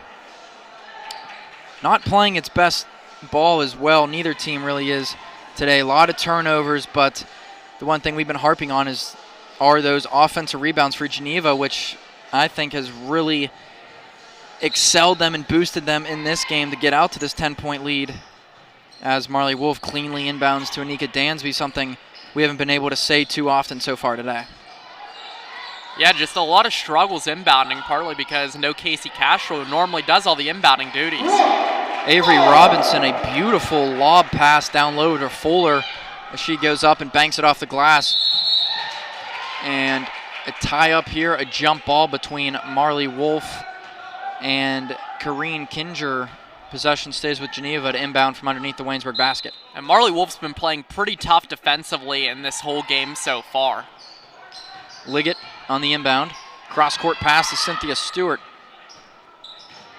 Gets a screen from Shannon Wolf, kicks it out to Abby King. She tries a 3 from the right wing off the rim, but back to Cynthia Stewart. Drives baseline. Air ball 3 here by Abby King on the offensive glass, but missed the putback. Brooke Fuller, another rebound, and that's another double-double for the senior Brooke Fuller, as Avery Robinson just has been off the mark all day today. Misses a 3-pointer there. Robeson with it. 10 on the shot clock, Anika Dansby with it. Team only down 8. Dansby kicks it down low to Fuller, the floater from the left block. Up and in, 23 points for Brooke Fuller, the 4th leading scorer in the PAC. Averages 15 a game, had 24 last game against Bethany, 23 tonight. As Shannon Wolf takes a forearm from Destiny Robeson. Foul called against Robeson. That's her 2nd of the game. Foul on the floor, so Geneva to inbound from the baseline. And Fuller's a little fired up right now as well. She's been coming on strong as of late here for the Yellow Jackets. Stewart right off the inbound. lays it up over the Waynesburg defense. 9 points for Cynthia Stewart, the 7th leading scorer in the President's Athletic Conference. Tough on defense as well, almost came away with a steal, but Wolf down the floor to Robeson, drives in on Wolf. Destiny Robeson, her 2nd bucket of the game, makes up for that foul, cuts the lead down to 6. Stewart into the paint, slashes to the right block, scoops it up with the right hand and in. 11 points now for Cynthia Stewart, the sophomore. Yeah, Dansby. Just a great move from Cynthia Stewart to be able to get in the lane and score. Robeson, 6 feet away, misses the little floater and rebounded by Shannon Wolf. 66-58. Just inside 8 minutes to play. Abby King not paying attention. That pass sails out of bounds. And a fresh 5 coming onto the floor for the Golden Tornadoes. And if you're Waynesburg here, if you want to get back into this game, you need to start finding Brooke Fuller and Marley Wolf with open looks because they've been the 2 most consistent Yellow Jackets so far this afternoon. First, you got to inbound it. Waynesburg does, but Dansby trapped in that corner. No timeout from Jones. Now he gets one. 30-second timeout from Sam Jones. Dansby was in a lot of trouble in that corner. 7:50 remaining in regulation. 66-58, Geneva still on top. Yeah, head coach Sam Jones just waiting a lot of time before calling that timeout right there. Nika Dansby really had no solution. She was just pinned in the corner. So it's just tough for her to get out, and it's just been a struggle so far today for Waynesburg to just inbound the ball and get it past the timeline, which isn't a great thing if you're trying to win a basketball game. You at least need to get the ball into the half court and run your half court offense. And it's not something you necessarily practice. I mean, you might run some like inbound plays and breaking the press, but simply just getting the ball into one of your guards, not something you pay too much attention to, and it's been a real struggle today so far for the Yellow Jackets in that category. Robinson gets it into Dansby. Good screen from Fuller. Dansby into the front court, picks up her dribble, hands it off to Avery Robinson. Waynesburg trailing by 8. 7:40 left in the 4th. Furlong, Wolf. Marley Wolf from the left wing nails a 3. 15 points for Marley Wolf, cuts the lead down the 5. And this is one of those games where Marley Wolf is on fire, so that's why I said you need to keep feeding her the ball. Taylor Jackson, 5'8" freshman, drives in the paint, misses. Fuller and San Nicolas fighting for the ball. Jump ball called, goes to Waynesburg. A battle of 6-footers down low in the paint. Yeah, that ball just right on the tips of their fingertips right there. Waynesburg able to do a good job and regain possession now. Yellow Jackets down 5. Robinson to Wolf. Wolf down the far sideline. Good burst of speed with the ball. Avery Robinson almost lost control. Dansby, crossover, bounce pass to Fuller from the right block. Off the window, rolls in and out. Hampshire. Taylor Jackson took a step or too many.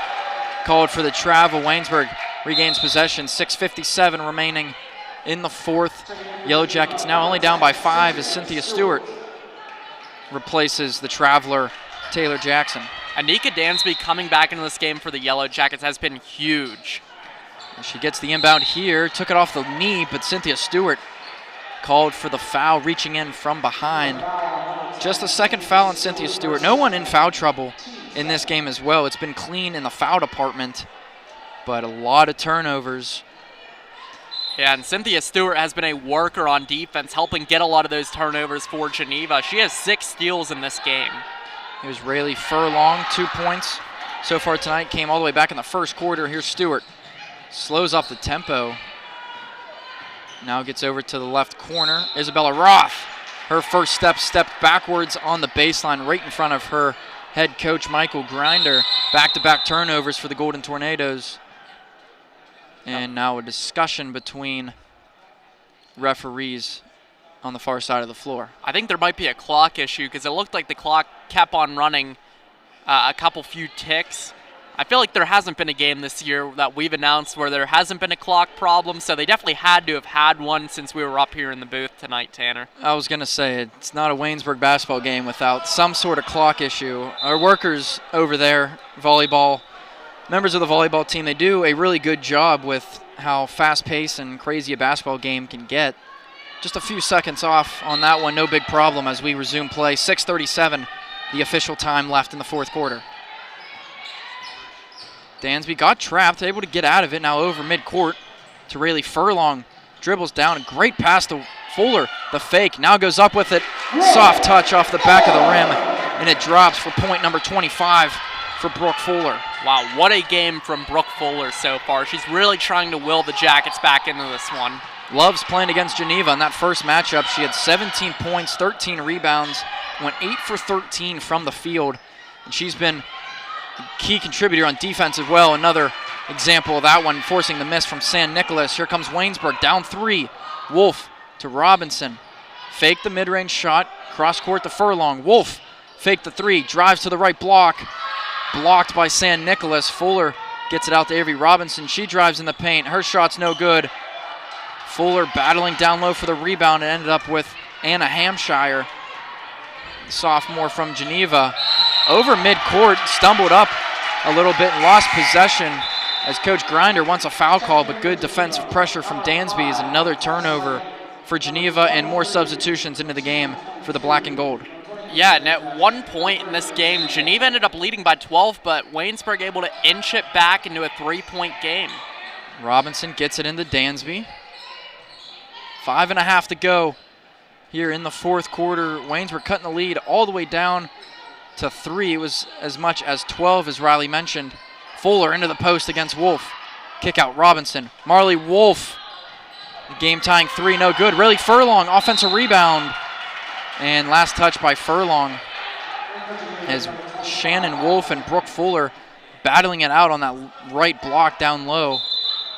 Yeah, and Waynesburg's also been on a 15-6 run over the past 6 minutes here. So Yellow Jackets have definitely been going to work over these past 6 minutes, trying to inch back into this one. Leighton Croft checked in for the freshman Rayleigh Furlong. Just over 5 to play in the fourth. Liggett drives, held up, and fouled by Marley Wolf. Got a lot of ball on that, but just too much body, according to the referee crew here. Goes against Wolf, only her second, as Tess Liggett will go to the foul line. She hasn't scored since the first quarter. And only a 52% free throw shooter, so not a guarantee. Yeah, definitely the one player you'd want to send to the line right now. And she hits her first one. She has 6 points on the day, but hasn't scored since that first frame. Well, maybe you wouldn't want to send her to the line if she makes both of these. And a couple bounces and a lucky fall through there. 2 for 2 from Tess Liggett. 7 points, timeout taken on the floor. 5:09 remaining in the fourth quarter. 68-63. Geneva clinging on to this lead and Waynesburg crawling its way back. Yeah, the intensity is certainly building up in here right now, and just by watching this game without even really looking at the clock as much, you would think there'd be maybe like 2 minutes left in this contest here, but both of these teams have been playing very hard here in the fourth quarter. Yeah, and especially because there's not a whole lot of playoff implication or movement possible between these two teams, but it definitely has been an aggressive game. And you can see with Brooke Fuller and Shannon Wolf, they've been battling it down low. Wolf, not a whole lot of playing time this year, but she's put in some good minutes today for head coach Michael Grinder and this Geneva team. Good play set up there to get the ball inbound, and it's Marley Wolf forward to Dansby. Croft, bounce pass to Fuller, the floater up and in from Brooke Fuller. Give her 27 and cuts the lead back down to 3. Yeah, just a great play drawn up right there. Got the ball inbounded, beat the press as they've been doing all game, and Sam Jones in disbelief over that foul call as Cynthia Stewart drove into the paint, and Avery Robinson gets called for her second foul of the game. Geneva to inbound from the Waynesburg baseline. It'll be Cynthia Stewart, the trigger man. A stacked look. And a 3 from the corner off the back of the rim, rebounded by Croft. 4:40 left here in the fourth. 68-65, Waynesburg down 3. Avery Robinson has it on the foul line. Kicked it back out to Wolf. Dribbles in and gets out of pressure. Robinson hesitant on that 3, has had a bad shooting night so far tonight. Ball goes out of bounds. Waynesburg keeps possession, and Sam Jones telling Robinson to shoot that ball. Good three-point shooter. Second in the conference, shooting 33% from beyond the arc. Has 58 made threes this season. That's second most in the conference as well. Just not having a good day so far. Dansby floats it to Fuller. We've seen that play time after time. 29 points for Brooke Fuller, 15 in the second half. It's a one-point game. And a new career high for Brooke Fuller as well. Her former career high was 27. Stewart between the legs, step back, pretty looking move. An ugly shot off the glass. Rebounded by Fuller, and here comes Waynesburg with a chance to take the lead. Marley Wolf has it deep out on the right wing. Into the hands of Anika Dansby. He's been kind of quiet in this second half. Since that injury, she hits the deck again. Liggett try to go down low to Stewart. Marley Wolf got it for a second. Stewart got it back. Maybe a foul by Croft. Ends up being a jump ball. Possession stays with Geneva. 3:43 left. Golden Tornadoes up 1. Yeah, and head coach Sam Jones is currently in Michael Bean Jr.'s ear right now. He is upset that no foul was called on the play where Anika Dansby just ended up falling to the court and was all tripped up. Dansby playing with a lot of heart. Was on the floor for a couple minutes earlier in this half, really at the beginning of the third quarter. San Nicolas drives, blocked by Fuller. Again, a very impressive game on defense for the 6-foot senior here on senior day. Dansby, top of the key, pickpocket there by Taylor Jackson. Waynesburg able to keep possession. It's with Marley Wolf. Drives, bounces it to the left block for Fuller. Avery Robinson off from beyond the arc. Marley Wolf can't corral the rebound. She shows her frustration there as it just tips off her fingers and her leg and it goes out of bounds. Yeah, back to Geneva. Marley Wolf just hobbling around the court a little bit. Looks like her left leg might be a little injured. Tess Liggett drives, curls into the paint, kicks it out to Anna Hampshire. Her shot from the left baseline up and in. 6 points now for the sophomore Anna Hampshire, and another turnover on the inbound. It was Taylor Jackson. Her first bucket of the fourth quarter. Marley Wolf splits the defense. It's a 3-on-1 break. Picked up her dribble, dribbled again, gets whistled for a double dribble. Just had too many options to go to. Turns it back over to Geneva once again. 72-67, 2:45 left in the fourth quarter. More substitutions for the Golden Tornadoes. Yeah, Waynesburg just needs to have a short memory right here. Just wipe away all those bad plays out of your mind. Still have a lot of time left to play in this game if you want to come back and win. Baseline. Buhite kicks it out to Isabella Roth. She's been quiet in the second half.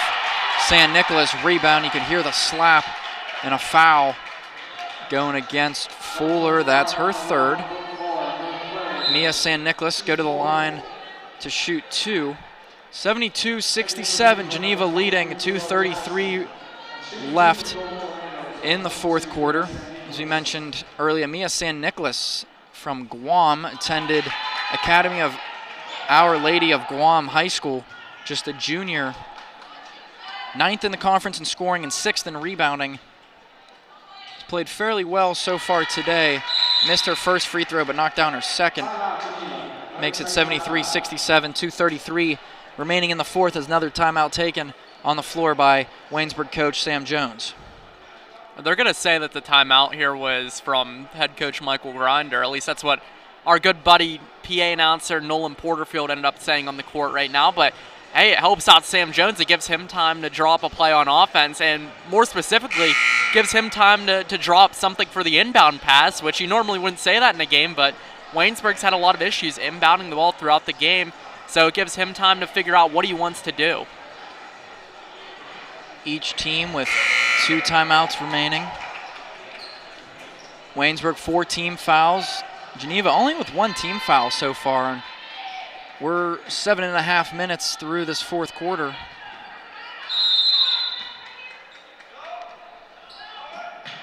Robinson easily gets this one in the Dansby as Stewart just dropped off. Get it forward to Croft. Try to pass it to Marley Wolf. Fuller battling for the loose ball. Ends up with Marley Wolf. Takes a bump from San Nicolas. That's her second foul, and Marley Wolf will go to the foul line now to shoot 2. She's a perfect 2 for 2 from that spot so far today. Yeah, Marley Wolf just having a really great game. Normally she's a little bit of an inconsistent player, but today is one of those games where she's on fire. Continues to stay hot, 16 points as she knocks in her first free throw. Only 70% from the line so far this season. Shoots 31% from three-point range. Confident game today from the sophomore Marley Wolf. Knocks down both free throws, 4 for 4 on the day. Has 17 total points. Isabella Roth passes up the three-point opportunity. Buhite, Taylor Jackson faked the three. Back to Buhite at the top of the key. Roth guarded by Leighton Croft, drives in. Try to split Croft and Wolf gets whistled for the reach in there. That's foul number 3 for Marley Wolf, team 5th. Clock stops at 2:04 here in the fourth quarter, 73-69.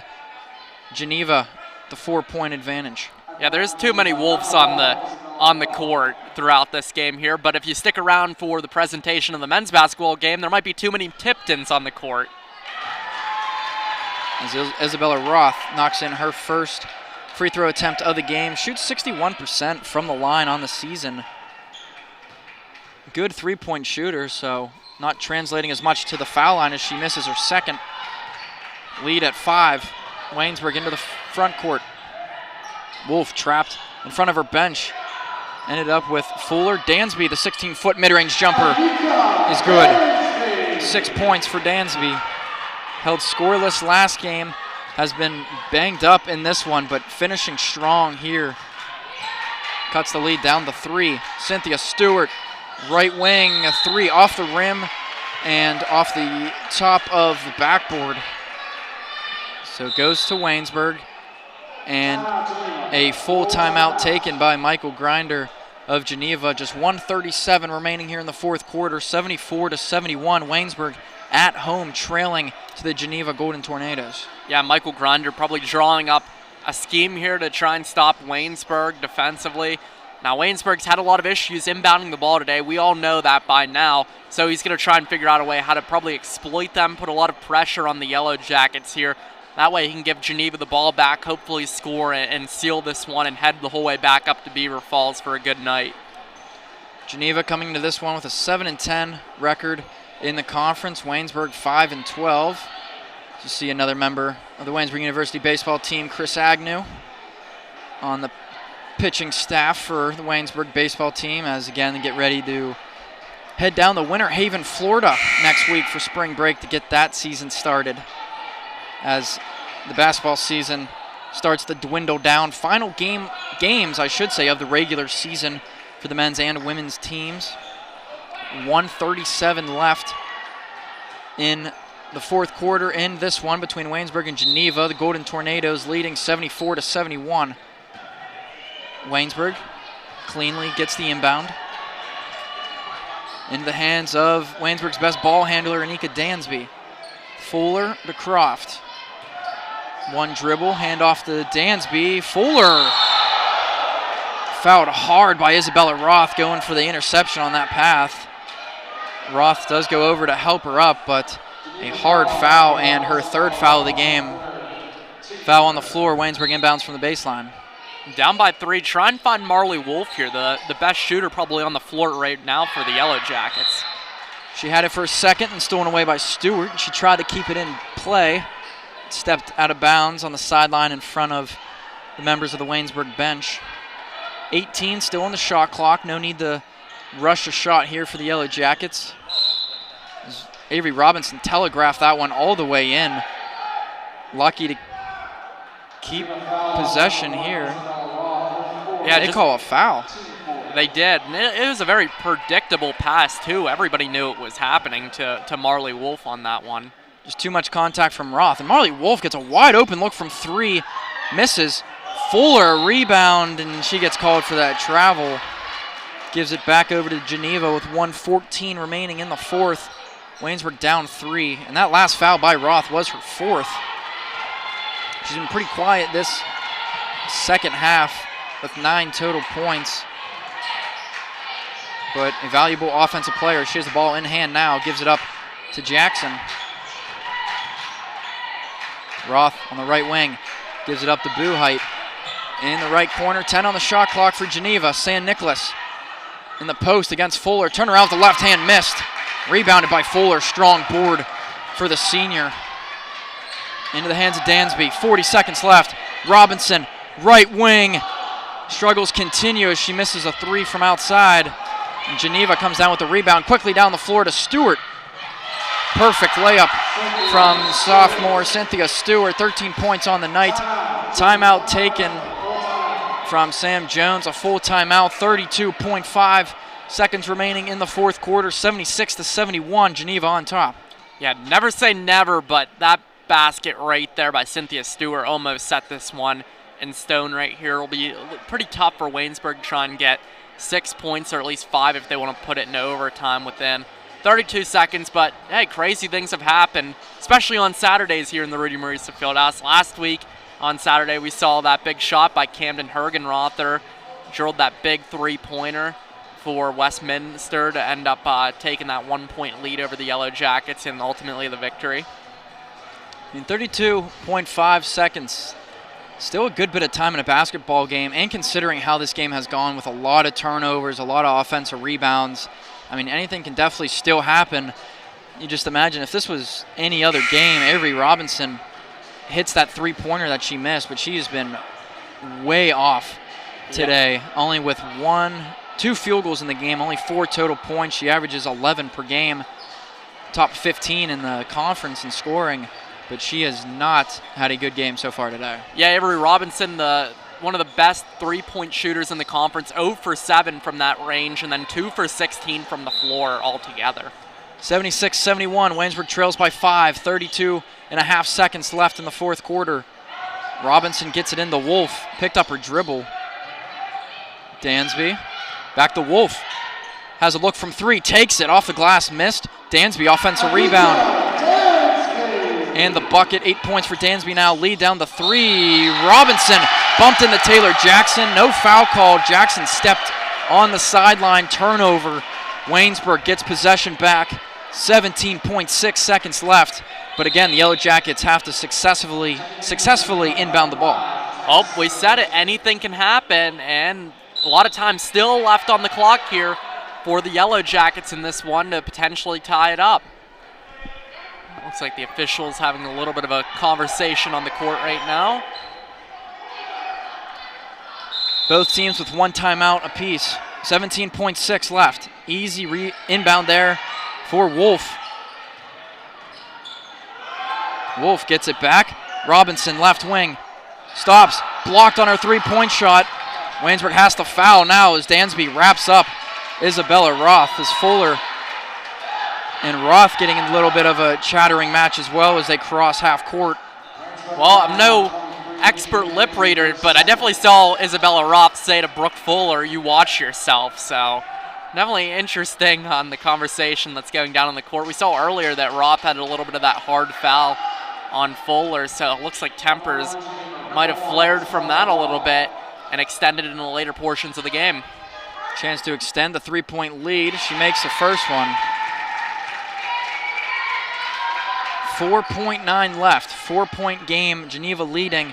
Isabella Roth, a 61% free throw shooter at the line, knocks in both. And that's a dagger to this Waynesburg team. Only 4.9 seconds left, 78-73.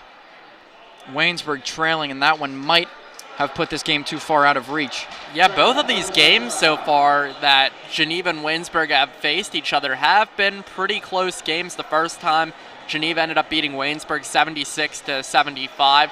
This one, 78-73 here. So a high-scoring affair when you get these two teams together. No timeouts left for Waynesburg. Geneva has one if it chooses to use it. Geneva, the third highest scoring team in the conference at 68 points per game. Gives up the most points on defense, however, 81 per game. Give up 73 so far today to Waynesburg. Waynesburg's going to have to go fast. Croft hesitated, tried to pass it down low, goes out of bounds. Waynesburg keeps possession. 1.5 left on the clock, but Croft is taking way too much time off of that inbound. Robinson, Croft, sets, fires for three. Called for a travel at the buzzer, but it's not going to matter as Geneva, by the skin of its teeth, able to escape the Rudy Marisa Fieldhouse with a 78-73 win. Tough loss for Waynesburg, but ultimately comes down, it doesn't matter, as Waynesburg on Monday will host a play-in playoff game against the Teal College Tomcats. Geneva's going to have to wait and see how the Teal and St. Vincent game plays out. But in the final game of the regular season on senior day, Brooke Fuller setting a new career high in front of her parents and a pretty sizable crowd here at the Rudy Marisa Fieldhouse. 29 points for Brooke Fuller. Had 24 last game against Bethany. Battled all day long down low in the paint, whether it was Mia San Nicolas or Shannon Wolf. It was a battle for all 40 minutes between Geneva and Waynesburg. Of course, Fuller leading all scorers with 29. Marley Wolf also played a heck of a game offensively and defensively for the Yellow Jackets. Finished with 17 points, had 8 in the first half, 11 in the second half. And for Geneva, Cynthia Stewart, who started this game on the bench, which was a bit of a surprise, led her team with 13 points.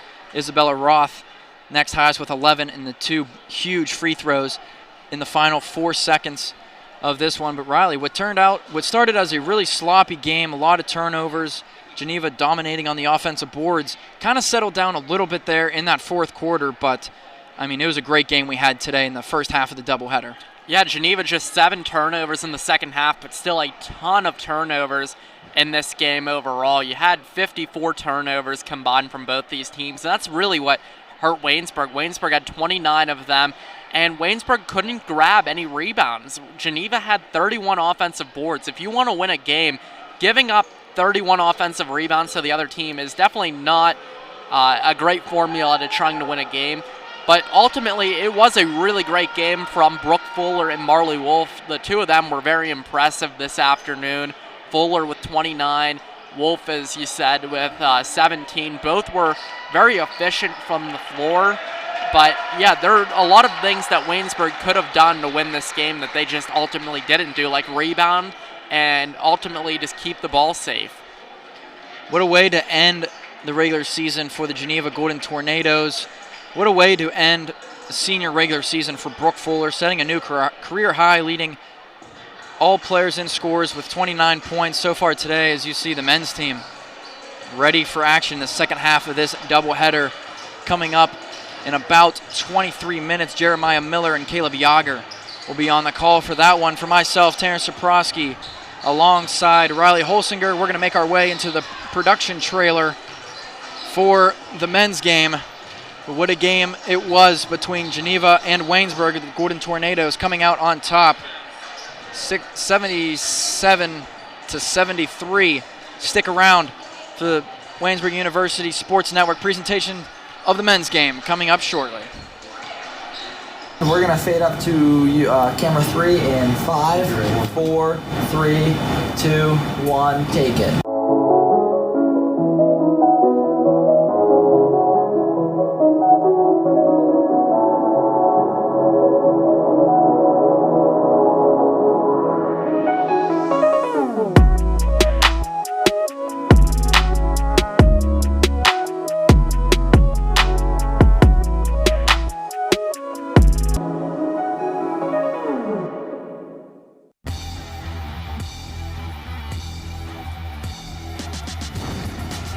Piracy is a crime. If you see someone downloading copyrighted material without paying for it, then you should inform the authorities immediately.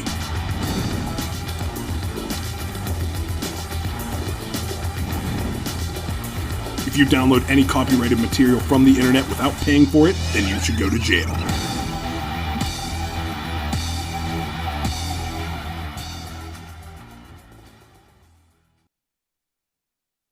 It's a Saturday night. You know what that means. Time to party. Sam is having a good time, watching sports, drinking beer, playing Pong. Not a care in the world for Sam. Nobody at the party stops Sam. They let him walk out the door with his keys, even though he was stumbling, having a hard time to stand up. What happened less than 10 minutes later would change Sam's life forever.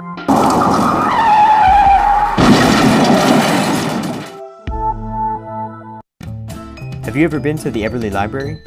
If not, you should, because it's great. They have books of all different genres: history, biography, fiction. Try The Evolution of Life, Life of Pi, or Jurassic Park. So what if books aren't your thing? Try movies, like Frozen, or TV shows, like Lost. Books and DVDs aren't the only thing, though. Take a trip to the second floor. Welcome to the Writing Center. These tutors will tell you everything you need to know about writing a paper, and they'll help revise your essays. Now let's head back down. Behold, the Knox Learning Center. Need to print something out 5 minutes before your next class because you procrastinated? No problem. You can also print off pictures of dogs. Because, well, you can. So grab your homework, laptop, and textbook, and study diligently. Bring your lunch too. Actually, you can't. That's illegal. Now you know the Everly Library. Stop by anytime. Seriously, it's open all week.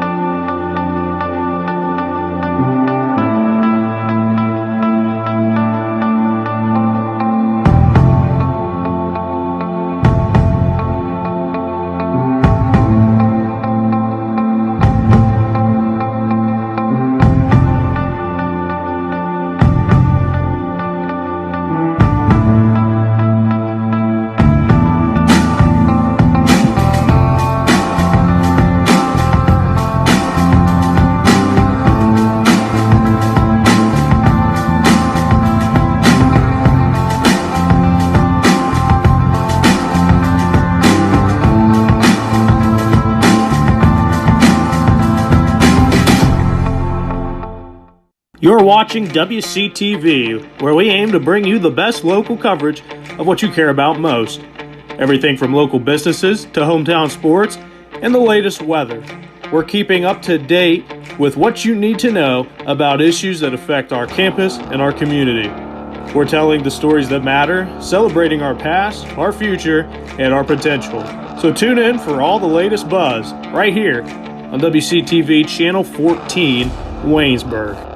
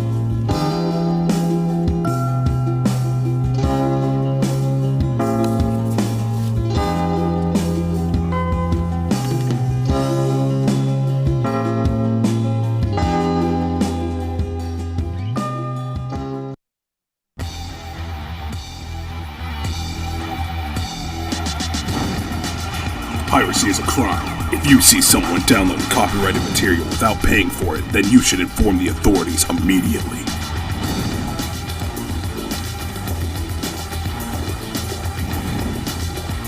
If you download any copyrighted material from the internet without paying for it, then you should go to jail.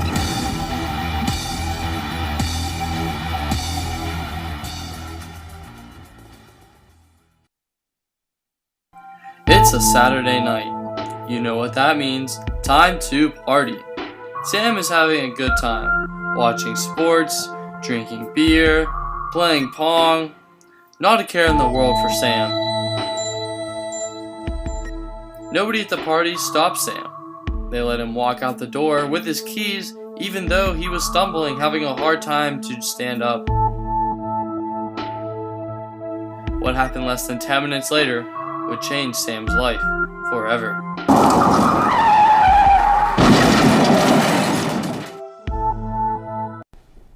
Hi everyone, and welcome back to the Waynesburg University Sports Network for Game 2 of our doubleheader to close out the 2021-22 PAC regular season schedule at the Rudy Marisa Fieldhouse as the Waynesburg University Yellow Jackets welcome Geneva for the final time before the PAC tournament next week. I'm Austin Bechtel, joined alongside my boys Darian Allensworth and Keegan Robbie. Fellas, good to be here with you as today the Yellow Jackets at 13-11 overall and 9-8 in the conference will play Geneva, a team ahead of them in the standings at 4th, Waynesburg at 5th, coming off of an 81-44 dominating win on Wednesday, Keegan, against Bethany. Yeah, it was a huge game for Waynesburg. Jansen Knotts and Bryson Wilt really leading for Waynesburg in minutes and on the floor with new guys coming in, new inexperienced guys. Jansen Knotts and Bryson Wilt playing last year, their freshman year, a good amount, and this year really leading those non-experienced guys for sure. Jansen ended with 13 points, second overall for Waynesburg. Popek had 19. And Darian, the win snapped a 4-game losing streak for Waynesburg against really tough teams, Chatham, Washington, and Jefferson, and Westminster, and then an overtime loss to Teal that really shocked the whole entire Rudy Marisa Fieldhouse. To be able to get a win and in such convincing fashion against Bethany, what do you think that just does for just the entire program? I mean, it's huge. I mean, obviously, suffering a four-game skate is just it's not good. So, I mean, especially offensively, seeing the ball go in the bucket for a player does huge amount of things for the confidence. Sometimes you just need that to snap a cold streak. And I mean, I think especially for Jansen Knotts, who didn't have a single point in the first half in their game against Teal, he had a really good game against Bethany. And then, I mean, it's not just the starters. I mean, John Tastinger and Anton Baker also had great games off the bench as well. Keegan, we've really seen Tastinger step up, especially in the absence of Najon Kirkman missing the last 2 games, who's typically in the starting lineup. We've seen Jake Scheidt emerge to be able to have a couple more minutes, usually the 6th man off the bench. What do you think, though, that head coach Tim Fusina has seen from Tastinger, who's really started to put productive minutes out there and scoring in double figures on Wednesday? Yeah, Tastinger coming huge off of the bench for Waynesburg. My guess is Fusina saw something in him at practice. Tastinger is a hard worker. I've heard from Fusina himself, Tastinger works hard at practice, day in and day out, and he's just earned the minutes, and it shows. He had 11 points against Bethany on Wednesday. Now, with Kirkman out, we have not seen it really affect Waynesburg. Well, at least we didn't see it in the Bethany game, more so in the Teal game. So, Darian, do you think that this is going to be something with the amount of rebounds that Kirkman is able to get off the glass, right around 10 per game? How much of a difference do you think this is going to make if he cannot be available for today's game, but as well as into the tournament? Oh, I mean, I think it's definitely going to be big. His presence both in the paint, both offensively and defensively, is going to make a difference. As you said, rebounds are important. He's the team's leading rebounder. And Waynesburg has struggled against teams by being out-rebounded at times, and he was a big reason why that gap was kind of closed, just because of how important he is on that side of the ball. But if they don't have him into the postseason, I think it really hurts their chances. Keegan, I think Bryson Wilt is somebody that's a little bit underrated on this team. Plays pretty well defensively, sometimes doesn't score, but whenever he has to make a basket, is able to. What do you think of his presence as well as Ryan Felberg in the starting lineup? His presence is huge, defensively for sure, and when he has to make a three-pointer at times, he sinks it through. Felberg, he struggled a little bit this season, but now he's stepped up the past few games, sinking three-pointers that are very important, and just being there as a leader. Last year, he was a leader for the Waynesburg Yellow Jackets as Matt Popek was still recovering from an injury. Now he's still leading, but with Matt Popek by his side, helping him out. Waynesburg won the first matchup between these two, 78-73 on the road against Geneva on January 15th. Darian, what have you seen, though, from this team that was really the most important thing? Maybe not so how Bethany is in the bottom portion of the conference standings, but did you see anything early on in the game, before it became lopsided, that you didn't see in that 4-game losing streak for Waynesburg that you think that was something that they have turned the table on to be able to stop the skid? Offensive consistency. Like, that's the number one thing for me. Because, against those other teams, they would go on shooting streaks that they'll put the ball in the basket, but then it will just abruptly stop, and then they'll just go on a cold streak that'll last a long time. So definitely consistency on the offensive end, and especially defensively, they've definitely have stepped it up even in their losses, as far as slowing down players and slowing down teams. But for me, the most important part is offensive consistency for this Waynesburg basketball team. It is also senior day. What are you expecting to see, Keegan, out of the seniors, Matt Popek? And maybe we'll see built for tough Zach Ford on the floor as well.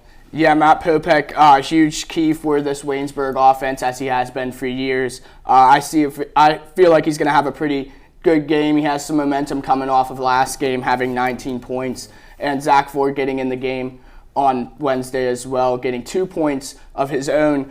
I feel like Zach Ford rebounding for Waynesburg in place of Kirkman, if Kirkman's not able to go today, will be huge for Waynesburg, and Popek scoring as well. Someone else that we've seen have increased minutes is Anton Baker, who had rocked the Rudy Marisa Fieldhouse, to quote Jeremiah Miller, with a fantastic slam dunk right near the student section. How did you guys feel, Keegan? What was the energy like just in the Rudy Marisa Fieldhouse in that moment? Well, I was front row for that dunk, and it was rocking. The Rudy Marisa Fieldhouse was very loud, and the players were excited. The whole bench was jumping. The whole bench was cheering. Everyone was glad to see that from Anton Baker, who hasn't had enough minutes this season as he feels. Yeah, no, I completely agree with that, Keegan. Anytime you see a dunk, you just feel the energy intensify, especially, and we all felt that in the Rudy Marisa Fieldhouse. And then, the energy was about to top off if he made that alley-oop dunk from Bryson Wilt.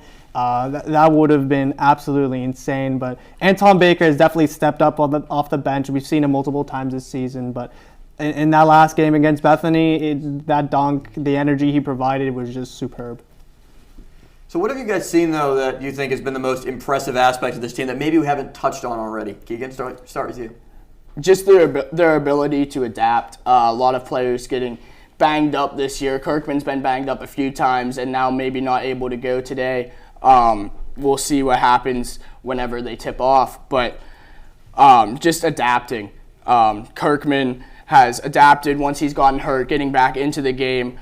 Bryson Wilt has had a few ankle injuries this season. He's adapted. He's played well after those, as well as Jansen Knotts, who has had a few injuries, and Ryan Felberg, who hurt his nose earlier this season, who's wearing the face shield.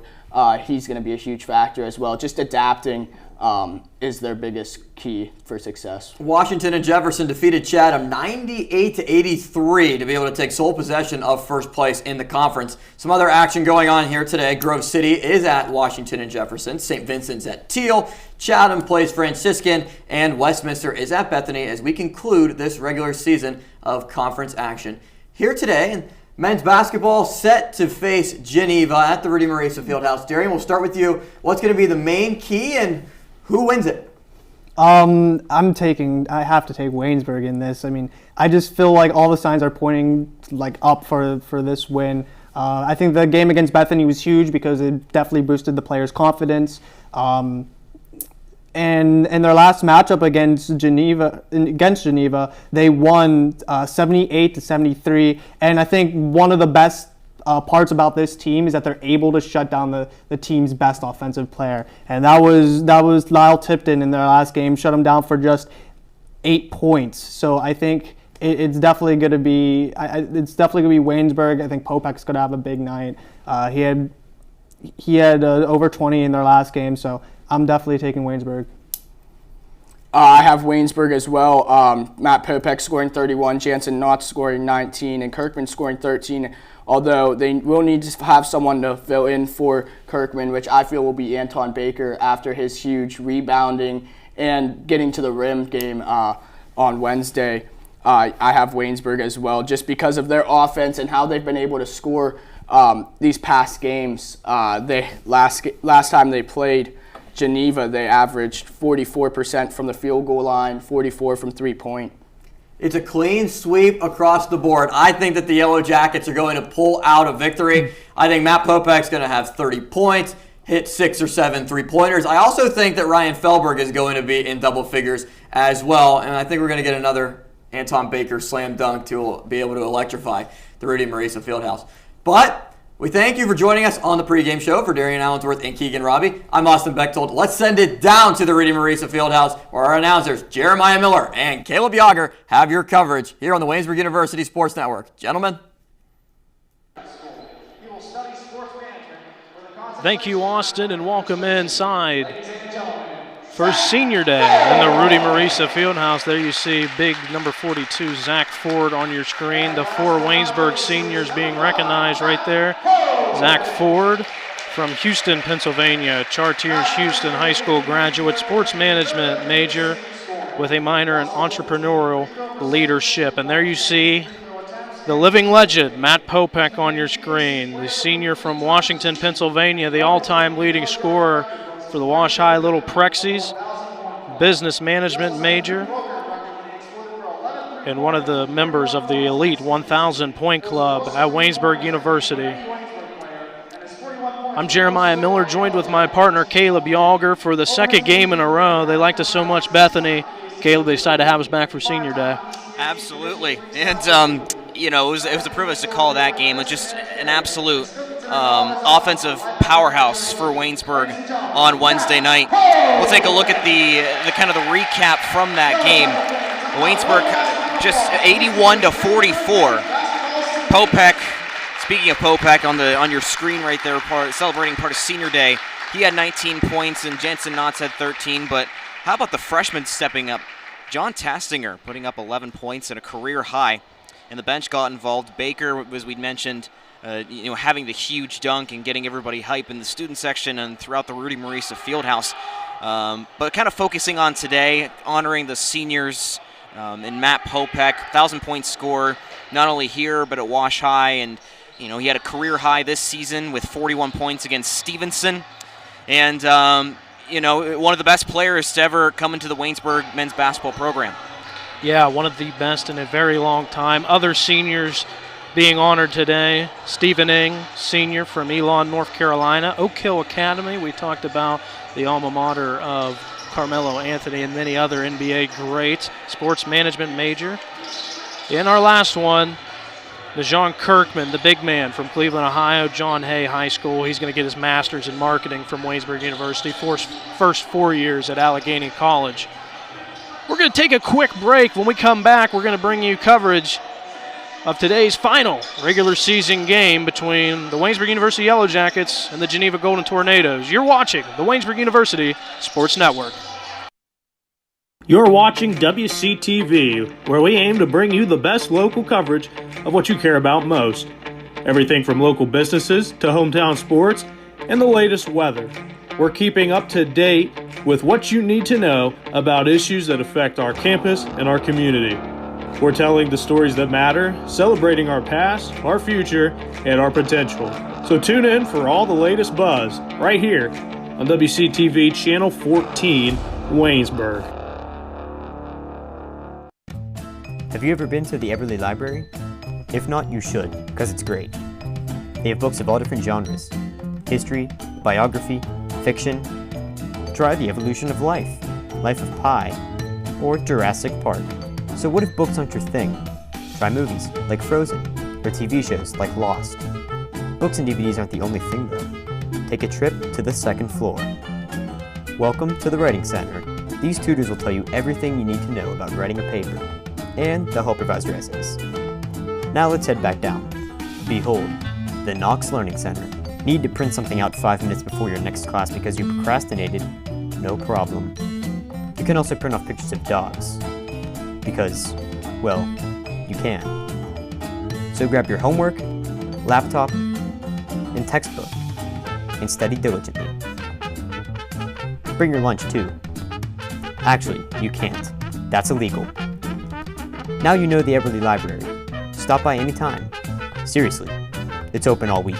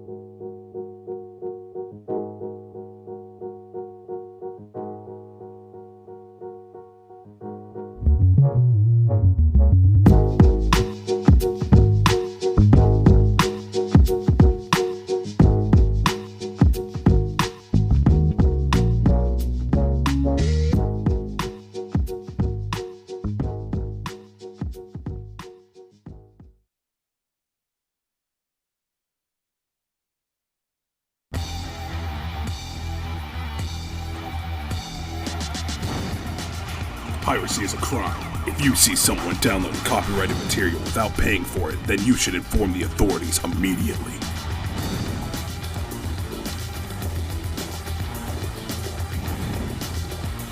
If you download any copyrighted material from the internet without paying for it, then you should go to jail.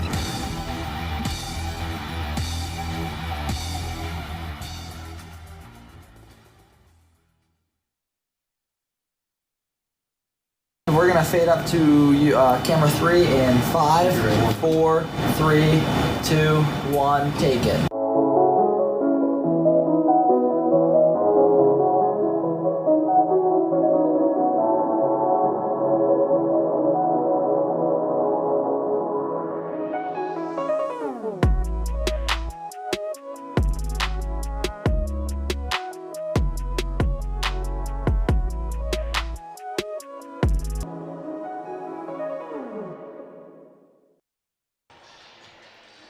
Welcome back to the Waynesburg University Sports Network's coverage of Waynesburg University basketball. Right there you see Matt Popek on your screen.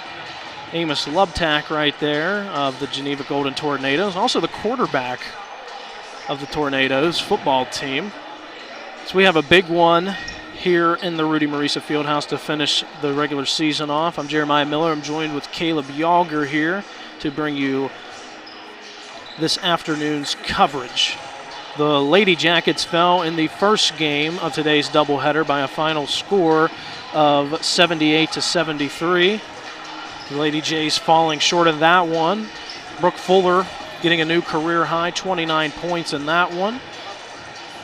Hopefully we can see, it'd be nice to see Matt Popek get a new career high on senior day. He would have to have 42 to have a new career high. I don't know if we'll see that. It'd be nice, Caleb, but I think Matt Popek would rather just see a win.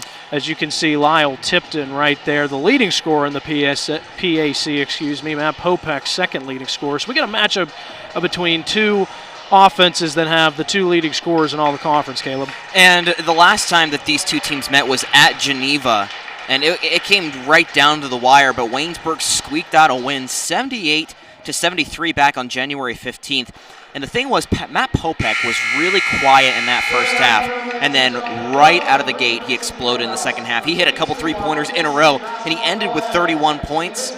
And Waynesburg did a great job in limiting Lyle Tipton to only 11 points, and he went 0-5 from 3. But you know who didn't go 0-5 from 3 was his brother, Trevor Tipton, who hit 7 threes. So it's a matter of which Tipton's going to score more today. And it's going to be a question of, are the Jackets going to be able to stop that power duo right there? Let me correct my mistake I said earlier. I said Matt Popek was second in the PAC. Now he's down to third. Sean Hickey, a Franciscan, passing him up by 0.3 of a point, scoring 20.4 points per game. Matt Somewhere Popek in the down to vicinity of the 20.1. top 5. Yeah, he's still number 3. Lyle Tipton ahead of everybody, 24 points per game, his average. And Lyle Tipton also second in the conference in rebounds per game and right below 10. And John Kirkman in third as well, 9.4 a game. But minutes, Matt Popek, he has well and above everyone in minutes per game for this Waynesburg team. We look at both these teams as the Waynesburg starters are going to be announced. We got senior Matt Popek, Bryson Wilt, Stephen Ing, Najon Kirkman, and Zach Ford.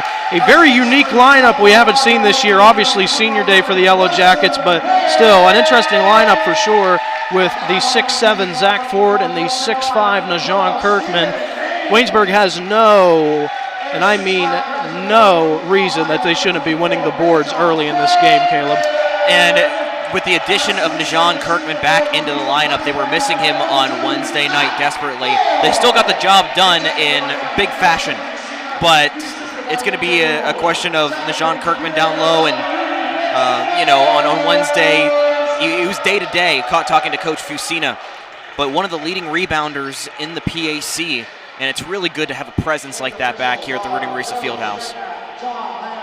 You saw just a moment ago an orange out today. Good crowd on hand for a Saturday afternoon here in the Rudy Marisa Fieldhouse, as both these teams right now sit 4-5 in the President's Athletic Conference. Most likely both teams are going to stay there, and they'll play at Geneva on Tuesday night, unless Westminster would fall to Bethany today, which would be a monumental upset. But we're going to go ahead and give the Titans the benefit of the doubt, Caleb. And the only other standings that really play a factor today is Grove City and Franciscan. But Grove City has a tall task to beat W&J, and then Franciscan has to lose their matchup to Chatham, which could be possible. But it's going from the 8th seed to the 7th seed and vice versa. As we are off from the Rudy Marisa Fieldhouse. Here come the Tornadoes now. Lubtack. Crowd chanting defense. We got it over. It's Lyle Tipton. He's guarded by Najon Kirkman. Lubtack over now. Into the corner, driving, stolen away. Stephen Ing comes away with it. Here comes Matt Popek now. Popek driving, poked away by Geneva, and it looks like we're going to have a foul. I believe it's going to be on Stephen Ing, and it is. So Stephen Ing picking up the first foul of the game, not even 30 seconds in.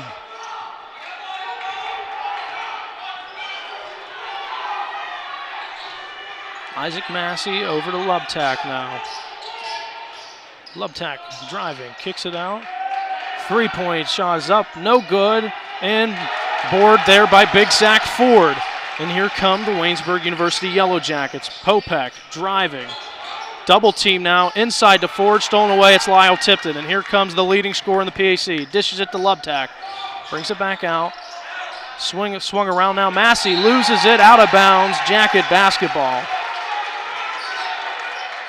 A little bit of sloppy play from both of these teams to start the game. And last game, it was especially sloppy between the women of Geneva and the women of Waynesburg, combined for 59 turnovers. 59, you heard that right. That's an incredible stat. I'm sorry. That's amazing. as we have Stephen Ing here at the top of the key. Kicks it over to Jean Kirkman. Inside Popek, wide open layup, it's good. Matt Popek, first on the board on his senior day. He's got an early 2-0 Yellow Jackets. Geneva, inside, Raychick going on Zach Ford. Pass out, Massey. Now to Tipton. Tipton wanted a three, brings it back down. Vainovich over to Massey. Massey driving, poked away by Stephen Ing. And here comes Waynesburg. Popek possessing it, driving. Popek loses it, kick out, Ing. Now to Ford, Stephen Ing now. Top of the key, over to Bryson Wilt. Wilt's the only non-senior on the court right now for the Yellow Jackets. Popek drives, 15-footer, it's good. Matt Popek, he's got the first 4 points of the game. 4-0 Waynesburg. Under 18 to go in the first half. Driving, layup, no good. Rebounded by Zach Ford. That was Raychick on the miss there. And Bryson Wilt controlling the offense now. Letting it develop. Kirkman with the screen over. Stephen Ing in the corner. Looked inside for Ford, doesn't throw it to him, gets it. Top of the key, Kirkman driving left, spin move, Kirkman, floater, gets the bounce. Najon Kirkman, boy, they missed his presence on Wednesday. Good to see the big man back out there for his senior day. Tipton, driving middle, Lyle Tipton is going to the free throw line for 2. Waynesburg trying to limit the outside shots, doing a great job. And with that huge win on Wednesday night, only allowing Bethany to score 44 points, Waynesburg moved up to 16th in all Division III for scoring defense. As Lyle Tipton's first free throw is up and good. As we mentioned before the broadcast, Lyle Tipton leading all the PAC in scoring with just over 24 points per game. Second free throw is up and good. Lyle Tipton, he has 2 points, 6-2 now. Waynesburg lead. Bryson Wilt, the sophomore from Oakland, Maryland, possessing the ball right now for the Yellow Jackets. Kirkman, jab step, drives now, floater. It's good again from right about the same spot. He made the last one, and Kirkman has 4. It's 8-2 Yellow Jackets. Tipton driving now. Gets it over to Lubtak. Lubtak, a 3 from the left wing. No good. Rebound. There's Najon Kirkman. He eats rebounds for breakfast, ladies and gentlemen. It's what he does best. Ing, a long 3. Right in the face of a defender. Stephen Ing. 11-2 Yellow Jackets. The crowd getting into it. Tipton a 3. And that silences him right quick. That's the kind of player Lyle Tipton is. He got 1,000 points on Wednesday the other night, and he's only a junior, folks. Popek driving now. Popek, step back. Looks like someone got a piece of it. Wilt tries to throw it off Massey. I don't believe that he got the back heel of Massey. He did not. Turnover. And now Stephen Ing and Zach Ford sub out. Back in, Ryan Felberg and Jansen Nautz. Jackets lead 11-5.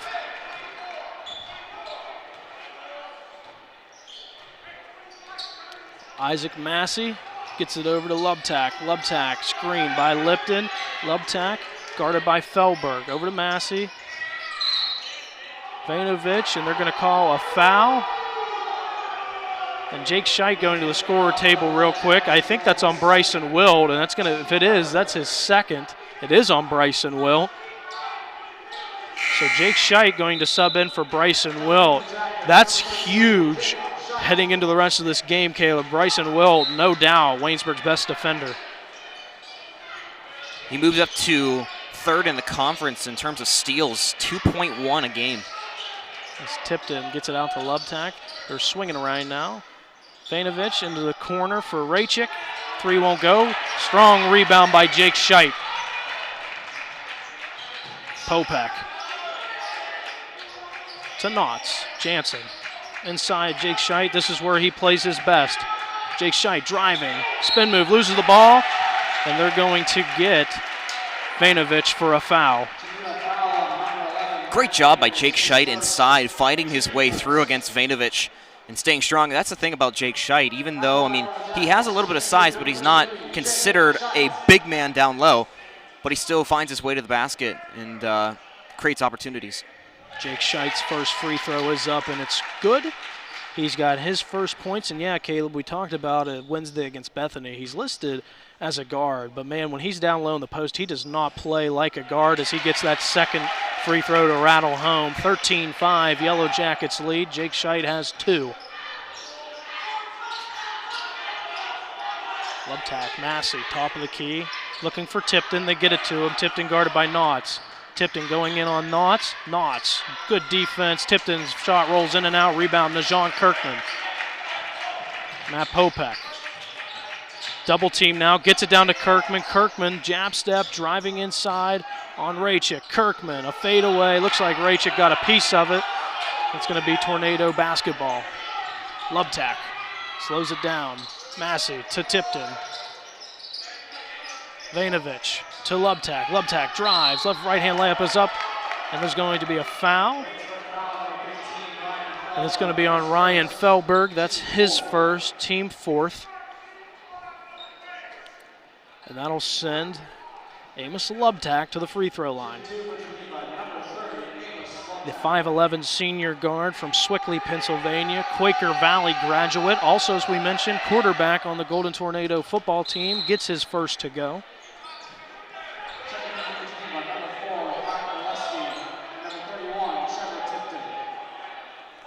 Amos Lubtack, I haven't really directly met him, but just kind of been in the same room as him. He's just a funny presence and just has an energy that's just unmatched.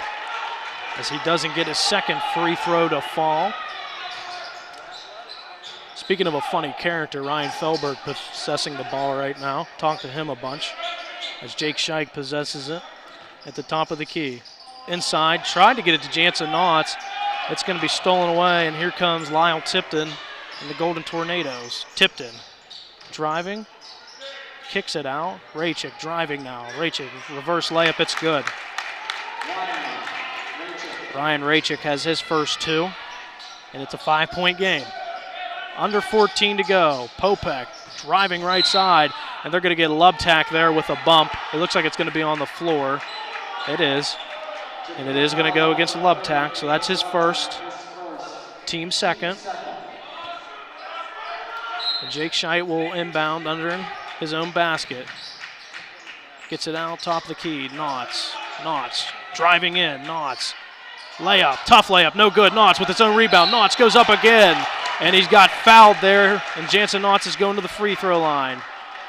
Ryan Raychik called for the foul, his first and the team's 3rd. Waynesburg with 4 team fouls as well.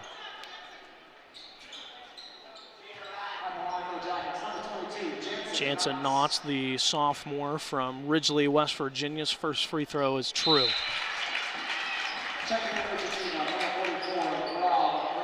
Graduate of Frankfurt High School. And Rob Liggett checking into the game, a graduate of Lincoln Park. A powerhouse in the state of Pennsylvania. Jansen Knotts' second free throw is good. 15-8, your score. Yellow Jackets lead, 13:38 to go. Lubtack. Boy, not too many guys match up size for size with Kirkman, but Liggett sure does. As Tipton gets that shot to go. He's got 7 of his team's 10. That's usually how it goes for Geneva. Jake Scheit swings the top of the key. Feldberg, now Jansen Knotts. Knotts inside. Jake Scheit has the mismatch on Lubtack. Scheit, fade away. It's good. Great take by Scheit and great read. Kind of found the mismatch on Amos Lubtack and took advantage of it. 17-10. Jake Scheit has 4. He's already above that 3.9 points per game average. Lubtack driving right side. Layup. Good. Amos Lubtack, he has 3. Lubtack isn't fancy by any means, but he just gets the job done for this Geneva team. He's really quick and a great defender. Yeah, like you said, he doesn't score 25 a game, but he'll just give you that effort every single game. Popek, 15-footer, rolls around. Sometimes it's just your day. Matt Popek, he has 6 early on, 19-12 your scores. Lubtak, another layup. No good this time, rebound by Jake Scheit. And Scheit will bring it down the court himself. Jake Scheit inside Knotts. Baseline jumper, it's good. Jansen Knotts has 4 and a timeout by Geneva. 21-12 your score. Waynesburg leads with 12:10 to go here in the first half, Caleb. And Waynesburg off to a hot start right now. Yeah, they're creating shot opportunities, and they're really knocking them down and being patient on the offensive end and doing a great job of limiting Geneva on the defensive end as well. Lyle Tipton, he's already got 7, but you can just tell by the way that they're playing him. I mean, that's got to be the focus. I mean, you got to limit the best scorer in the PAC in whatever way you can. As it looks like Lyle's little brother, Trevor Tipton, subbing into the game, and he is. There's baby Fellberg right there. Signs appeared in the student section last couple of weeks, as you see Jansen Knotts and Jake Scheit talking it up right there. 21-12 your score. Waynesburg leads.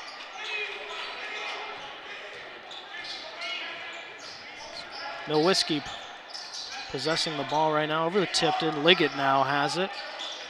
Tipton squared on the court right now. That's Trevor just had it. Now to Massey. Trevor Tipton, he had the big game the first time these two played. Crowd wanted to travel right there. Kicks it over for Lyle. Lyle guarded by Knotts. 7 on the shot clock. Tipton driving. Lyle Tipton picks up his dribble, kicks it out to the corner for Trevor. Takes a dribble. His shot up. No good. Rebound. Jake Scheit. Jake Scheit coming up big on the defensive rebound rather today. Has a couple to his name already. Najon Kirkman inside. 15-footer. Jansen Knotts. No good. Rebound by the Tornadoes. And they're pushing it up the court. Here comes Lyle Tipton. This is what Geneva likes to do. They like to play fast pace. Kind of like Franciscan, but Geneva gets back on defense better than the Barons do. Liggett guarded by, poked away, stole ball out, and they're going to say off of Ryan Fellberg there. Going to stay Golden Tornado basketball. Najon Kirkman, I mean, that was a great defensive play by him, but he does have to be careful because the officials usually will call that a lot of the times, and you don't want to get those little fouls adding up and find yourself in foul trouble later on in the game. Pay attention to this one. Lyle Tipton on the bench right now, so we'll see if that plays a factor in anything. His younger brother Trevor can score at will too, so as Massey possesses right now, there's Trevor right there. Back to Massey. 3 on the shot clock. Massey, 15-footer, swatted away by Popek. And Najon Kirkman comes away with it, over to Fellberg, and here come the Jackets. Fellberg gets a screen from Kirkman. Fellberg driving, floater, it's good. Ryan Fellberg has his first 2, 23-12. Jackets lead by 11. Anton Baker at the scorer's table. Braychick, little sloppy pass there. Tipton inside to Liggett. Liggett loses the ball, loses his footing, and here comes Jansen Knotts. Knotts over to Popek. Popek driving now. Popek, 15-footer is up, rolls around, no good, rebounded by Liggett, and here comes Massey down the court. Tipton, step back, long 3, and it's good. What a shot right there from Trevor Tipton. He has his first points of the afternoon with a long 3 right there. 23-15, 10 minutes to go. Popek, Jake Scheit. Scheit driving. In on Liggett, kicks it out, Ryan Fellberg. Fellberg inside to Kirkman. Kirkman makes a move. Kirkman loses it up, and they're going to get a foul right there. And they're going to say Liggett got a hold of the wrist right there of Najon Kirkman. So Rob Liggett picks up his first foul, team's 4th. And Najon Kirkman is going to the free throw line. Najon Kirkman, the big man. Grad transfer from Allegheny College, and his first year as a Yellow Jacket has been a big help to this team as he misses his first free throw opportunity. Going to graduate in the spring with a master's degree in marketing. Lyle Tipton checking back into the game for the Tornadoes. Najon Kirkman from Cleveland, Ohio. Second free throw, no good. Rebound, Lyle Tipton.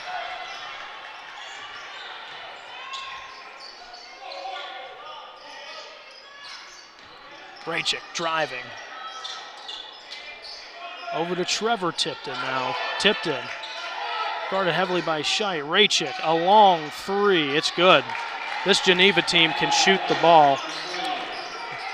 The best three-point field goal percentage in the President's Athletic Conference, 36.3%. Raychick has 5 to his name now. Feldberg, a three. No good. Rebounded by Massey. 5-point game here. 9 minutes to go. You're watching the Waynesburg University Sports Network. Tipton kicks it out. Massey, another three. It's good. And Fusina wants a timeout as Geneva has cut the deficit to 2. Isaac Massey has his first three of the afternoon after that shot. And now, just like that, 23-21 with 9 minutes to go here in the first half, Caleb Yager. This is why this Geneva team is so dangerous, because if Lyle Tipton's not hitting, he could just dish it to Matt Vainovich, who can hit it from 3, and then he could dish it to Isaac Massey, who can hit it from 3, and Ryan Raychick, who can score on the inside and outside. I mean, this Geneva team, they are ranked right now 4th in the conference, but on any given night, they can beat any of these teams in the conference. And that's one thing I have to say, Caleb, looking ahead to this PAC tournament. With the exception of the bottom 2 teams, St. Vincent and Bethany, no disrespect to them, but I think anybody could win this men's tournament coming up here next week. I think the dark horse in this tournament could be the Grove City Wolverines. They have experience in this tournament, and yes, they are currently 5-11, but Grove City is a team that is never just going to go away. I mean, they've always had that presence in the President's Athletic Conference. 5-11, but yet defeated number 2 seed Chatham the other night, and that was when Chatham was on a 12-game winning streak. As Anton Baker checks in the game for the first time tonight, Anton's going to take no time and dribble it inside. Anton's layup, no good. He got there on the rebound. Anton's layup again, no good.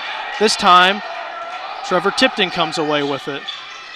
Lyle wanted a three, gets it over to Ryan Raychick. Raychick driving inside, swatted away, but there's going to be a foul. It looks like they're going to get Jansen Knotts, and they do. That's Jansen Knotts' first foul. Team's 5th. Ryan Raychick will head to the free throw line.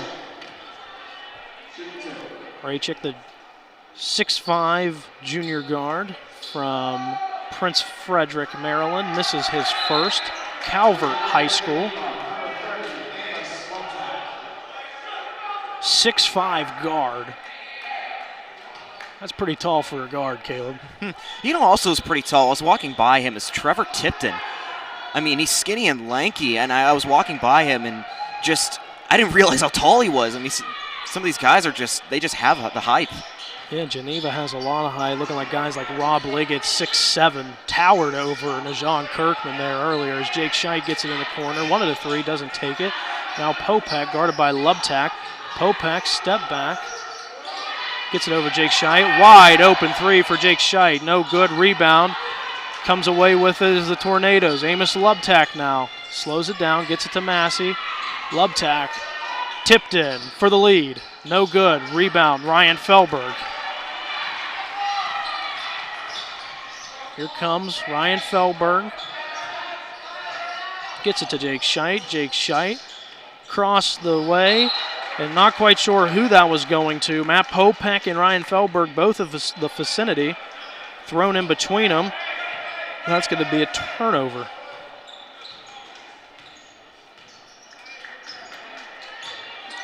Isaac Massey now with it. Looking over for Lyle Tipton. Gets it there. Tipton driving baseline. Kicks it out for Raychick. Raychick, another 3. No good. Rebound. Still up for grabs. Isaac Massey comes away with it. Swings it over. Vainovich. Geneva has the lead. That's trouble. That's trouble. Just get some perimeter ball movement. That's kind of one of the fundamentals of basketball. You just swing it fast, make the defense get tired, and you take the 3. 25-23, Geneva has their first lead of the game. Matt Popek now to Knotts, top of the key. Knotts to Jake Scheit, corner, Matt Popek. Popek, step back, 3, yes!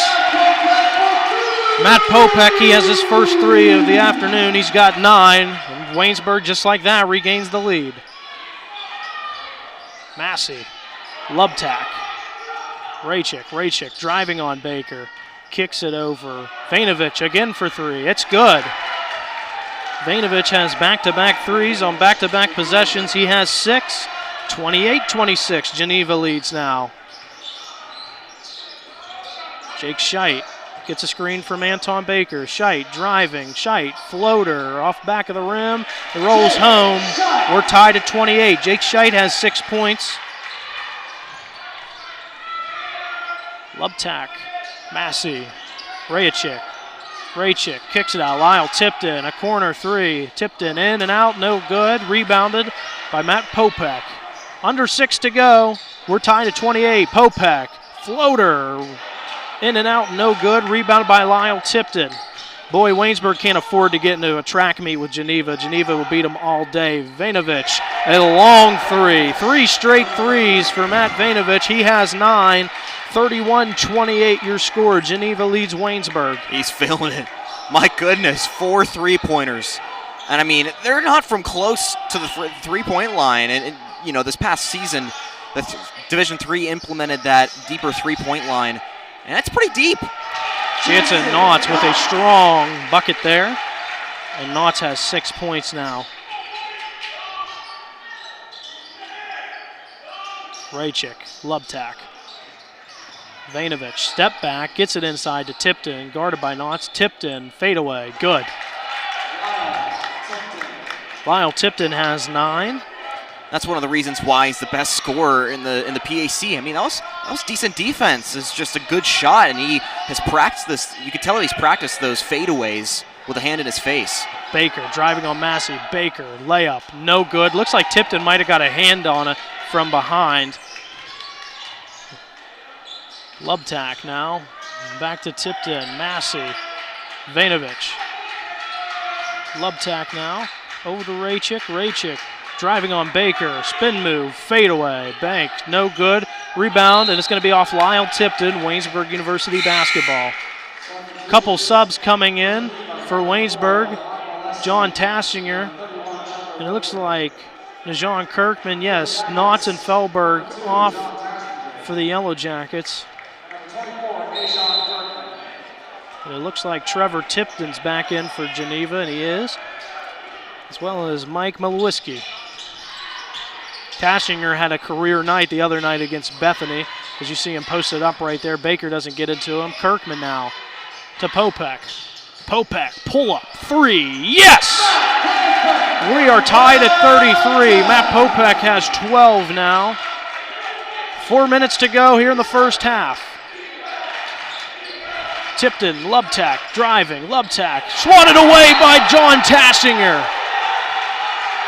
Boy, John Tashinger has stepped up big time in the last few weeks for this team. Tashinger, only a freshman from Otto, North Carolina. His best days are yet to come for the Yellow Jackets. It's a really great thing to see, Jeremiah. I mean, somebody showing this kind of promise this early.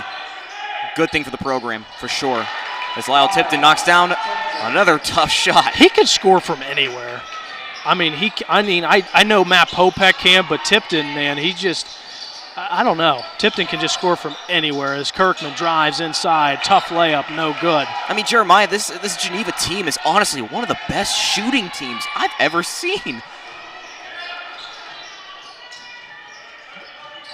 I can't disagree with that. As Vainovich, another 3. Oh my goodness, he made that one. Tassinger comes away with it, and he's just going to bring it down the court himself. 35-33, Golden Tornadoes lead the Jackets by 2. Jake Scheit, nice cut by Matt Popek. He must have heard me talking about Lyle Tipton being a great scorer from anywhere. Matt Popek, nice backdoor cut right there. He's got 14. As Tipton loses it, Tassinger comes away with it, and up the court is Matt Popek. Popek, layup, it's good. Waynesburg regains the lead. Matt Popek has 16 on senior day. He's got that look in his eyes. Crowd getting into it here. Tassinger guarded heavy on Lubtak. Lubtak driving, layup, and Lubtak gets it to fall. We are tied at 37. Amos Lubtak, just physical, showing you how strong of a guy he is. I mean, he plays quarterback in a triple option offense, so the guy's going to take some hits on the football field, showing the physicality here. It's 2 screens sent by Baker and Kirkman. Again now Matt Popek has it. Popek almost got Vanovich to jump, 15-footer, no good. A little bit of a forced shot, in my opinion, right there from Popek, but here comes Lubtak now. Lubtak loses it for a second, kicks it out. Trevor Tipton a long three, and it's good. Trevor Tipton has 6 points, both of them coming via the three-point line. 40-37 your score. Yellow Jackets lead as Bryson Wilt, Jansen Knotts going to the scorers table. Kirkman, and they're going to get a charge on Najon Kirkman. I'm not sure about that one either. I thought Lyle Tipton was still sliding his feet, but nonetheless, they're going to get a foul on Najon Kirkman, but that's only Kirkman's first. Team sixth. Tim Fusina doesn't like it. He always does that. He always puts like his pointer finger up. Do you see what I'm talking about, Caleb? He's not doing it right now, trying to plead his case. No, I completely understand what you're talking about. Very animated coach is Coach Tim Fusina, but in 3 quick seasons, not even 3 because of last year's shortened season, basically 2.5 seasons, it's already made the Yellow Jackets